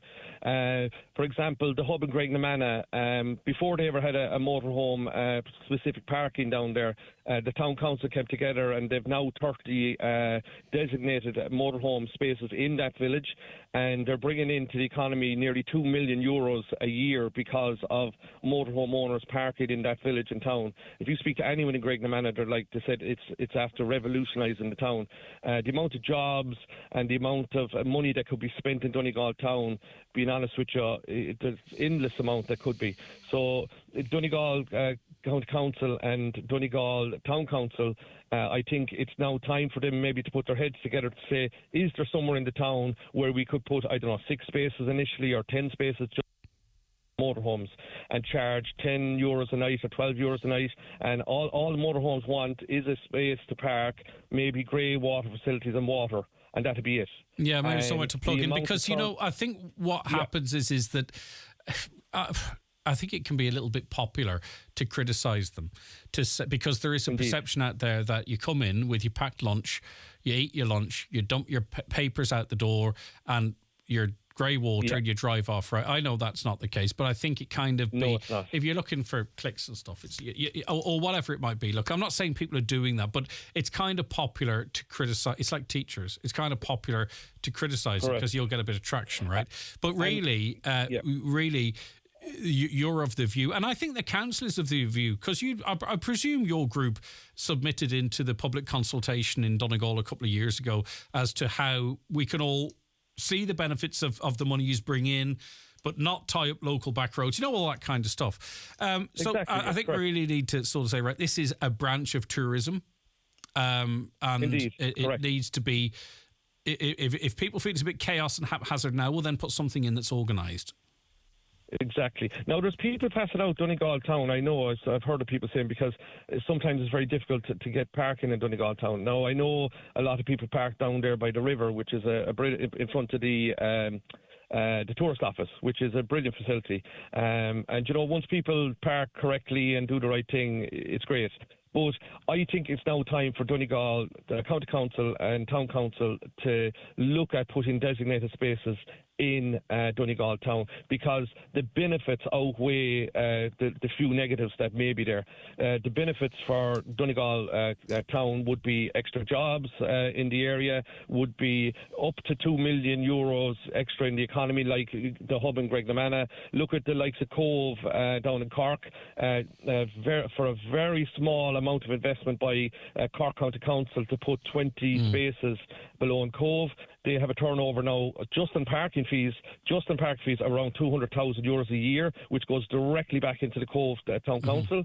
And then there's about 1 to 1.5 million spent in the local economy by motorhome owners going to shops, restaurants, etc., etc. Okay, so obviously you represent motorhomes, right? So the majority that we'd see down on the quay there are effectively, they're purpose-built motorhomes or converted transits or whatever it might be. Do you differentiate then for caravans? Do you know, in other words, when you talk about having 10 spaces for motorhomes, is it motorhomes you're talking of, or would someone be able to pull the caravan in there as well, pay their fee and go and explore for the day in their car? Like, do you as a group differentiate yourselves from the towing homes, so to speak? We have to, because the towing homes, the caravan and a car are just too long altogether. So no matter what size of a parking bay you'd put, you just wouldn't have spaces that size. So with that in mind, we're not talking about a place. Now, some of the motorhomes, and it's not often you'll see maybe tow a car and a trailer or have bikes or what have you. But really, for this to work, you need to be within reasonable walking distance of the nightlife, the pubs and the restaurant. There's no point having a place a kilometre out, because then you have to source local taxis and all that type of stuff. So if something is to be provided specifically for motorhomes, and you've given an example there, it's a central location.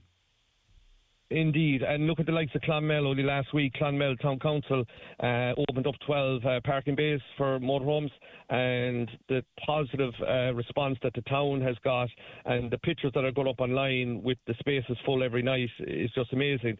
So, all the positives outweigh the negatives. So we are specifically talking about motorhomes, because motorhomes are self-contained. You basically sit in the motorhome. There's no chairs, there's no awnings, whatever. You park in your space. You pay for your allocated space for 24 hours, and then you move on. Whereas caravans tend to go to a specific caravan site. They detach the caravan and leave it there and drive around in their cars, so they can tour around in their cars. And there's a space beside it, and it's accommodated. Now, let me ask you, because we don't have a ton of time. There's not an actual official list, I'm sure, but is there can you grade counties on their friendliness to the benefits of the motorhome community? In other words, are there counties with reputation that, yes, of course, you can go there and the people are lovely, but you get more of a tone of an unwelcoming tone? Like, could you rank Donegal out of the 32 where we sit in terms of, you'll still come, the scenery's beautiful, and of course we're lovely people, but in terms of sort of the more broader risk of a negative experience? So Donegal, in my opinion, is one of the counties where they love people in motorhomes to come into towns and villages because they have a great reputation in Donegal. We do the right thing. Motorhome owners, 99.9% of us do the right thing. We want to do the right thing, and we want to spend our money in local economy. So Donegal would be one of the more welcoming counties. There's not very many that are unwelcoming as such. It's very, very positive in this country, but we are campaigning for facilities in this country for motorhome owners. There's an opportunity here for Tourism Ireland, for the Wild Atlantic Way, to put facilities in and bring the tourists in, and small towns and villages and areas, and a town like Donegal town will see an immediate increase in jobs, in expenditure into the area, and so on and so forth. Yeah, and we're talking about Donegal town now, but it could be Buncrana, Letterkenny, Dunlow, Killybegs, and I'm not saying there aren't facilities there, so I don't want to be sort of suggesting there aren't, but what I'm saying is obviously we're talking now in the context of Donegal town, but you would say, it's not just what some would say is the gateway to the northwest, but there are other towns could benefit them as well. All right, well, listen, it's out there now, Jason. We'll see what the public think. Listen, for the most part, I think those who are peed off are more inclined to get their phone out and text and complain, but that's fine too. But I would imagine the majority do see the benefits that you talk of. Have a lovely. Are you out on the road at the moment? No. I am indeed, yeah. We're down in Courtown at the moment for a week with the Irish Camping and Caravan Club. Brilliant facility down there in Wexford. Yeah, tough life, yeah, indeed. Take care, Jason. Enjoy it. Jason Comedy there, chair of the Irish Motorhome Working Group. Okay, thanks to Caroline O, who researched and produced the show, and Niamh working on the programme as well, and tirelessly on social media. Both doing a great job. We're back with you doing it again tomorrow morning from 9. Stay tuned. Kevin Fury's up around the north.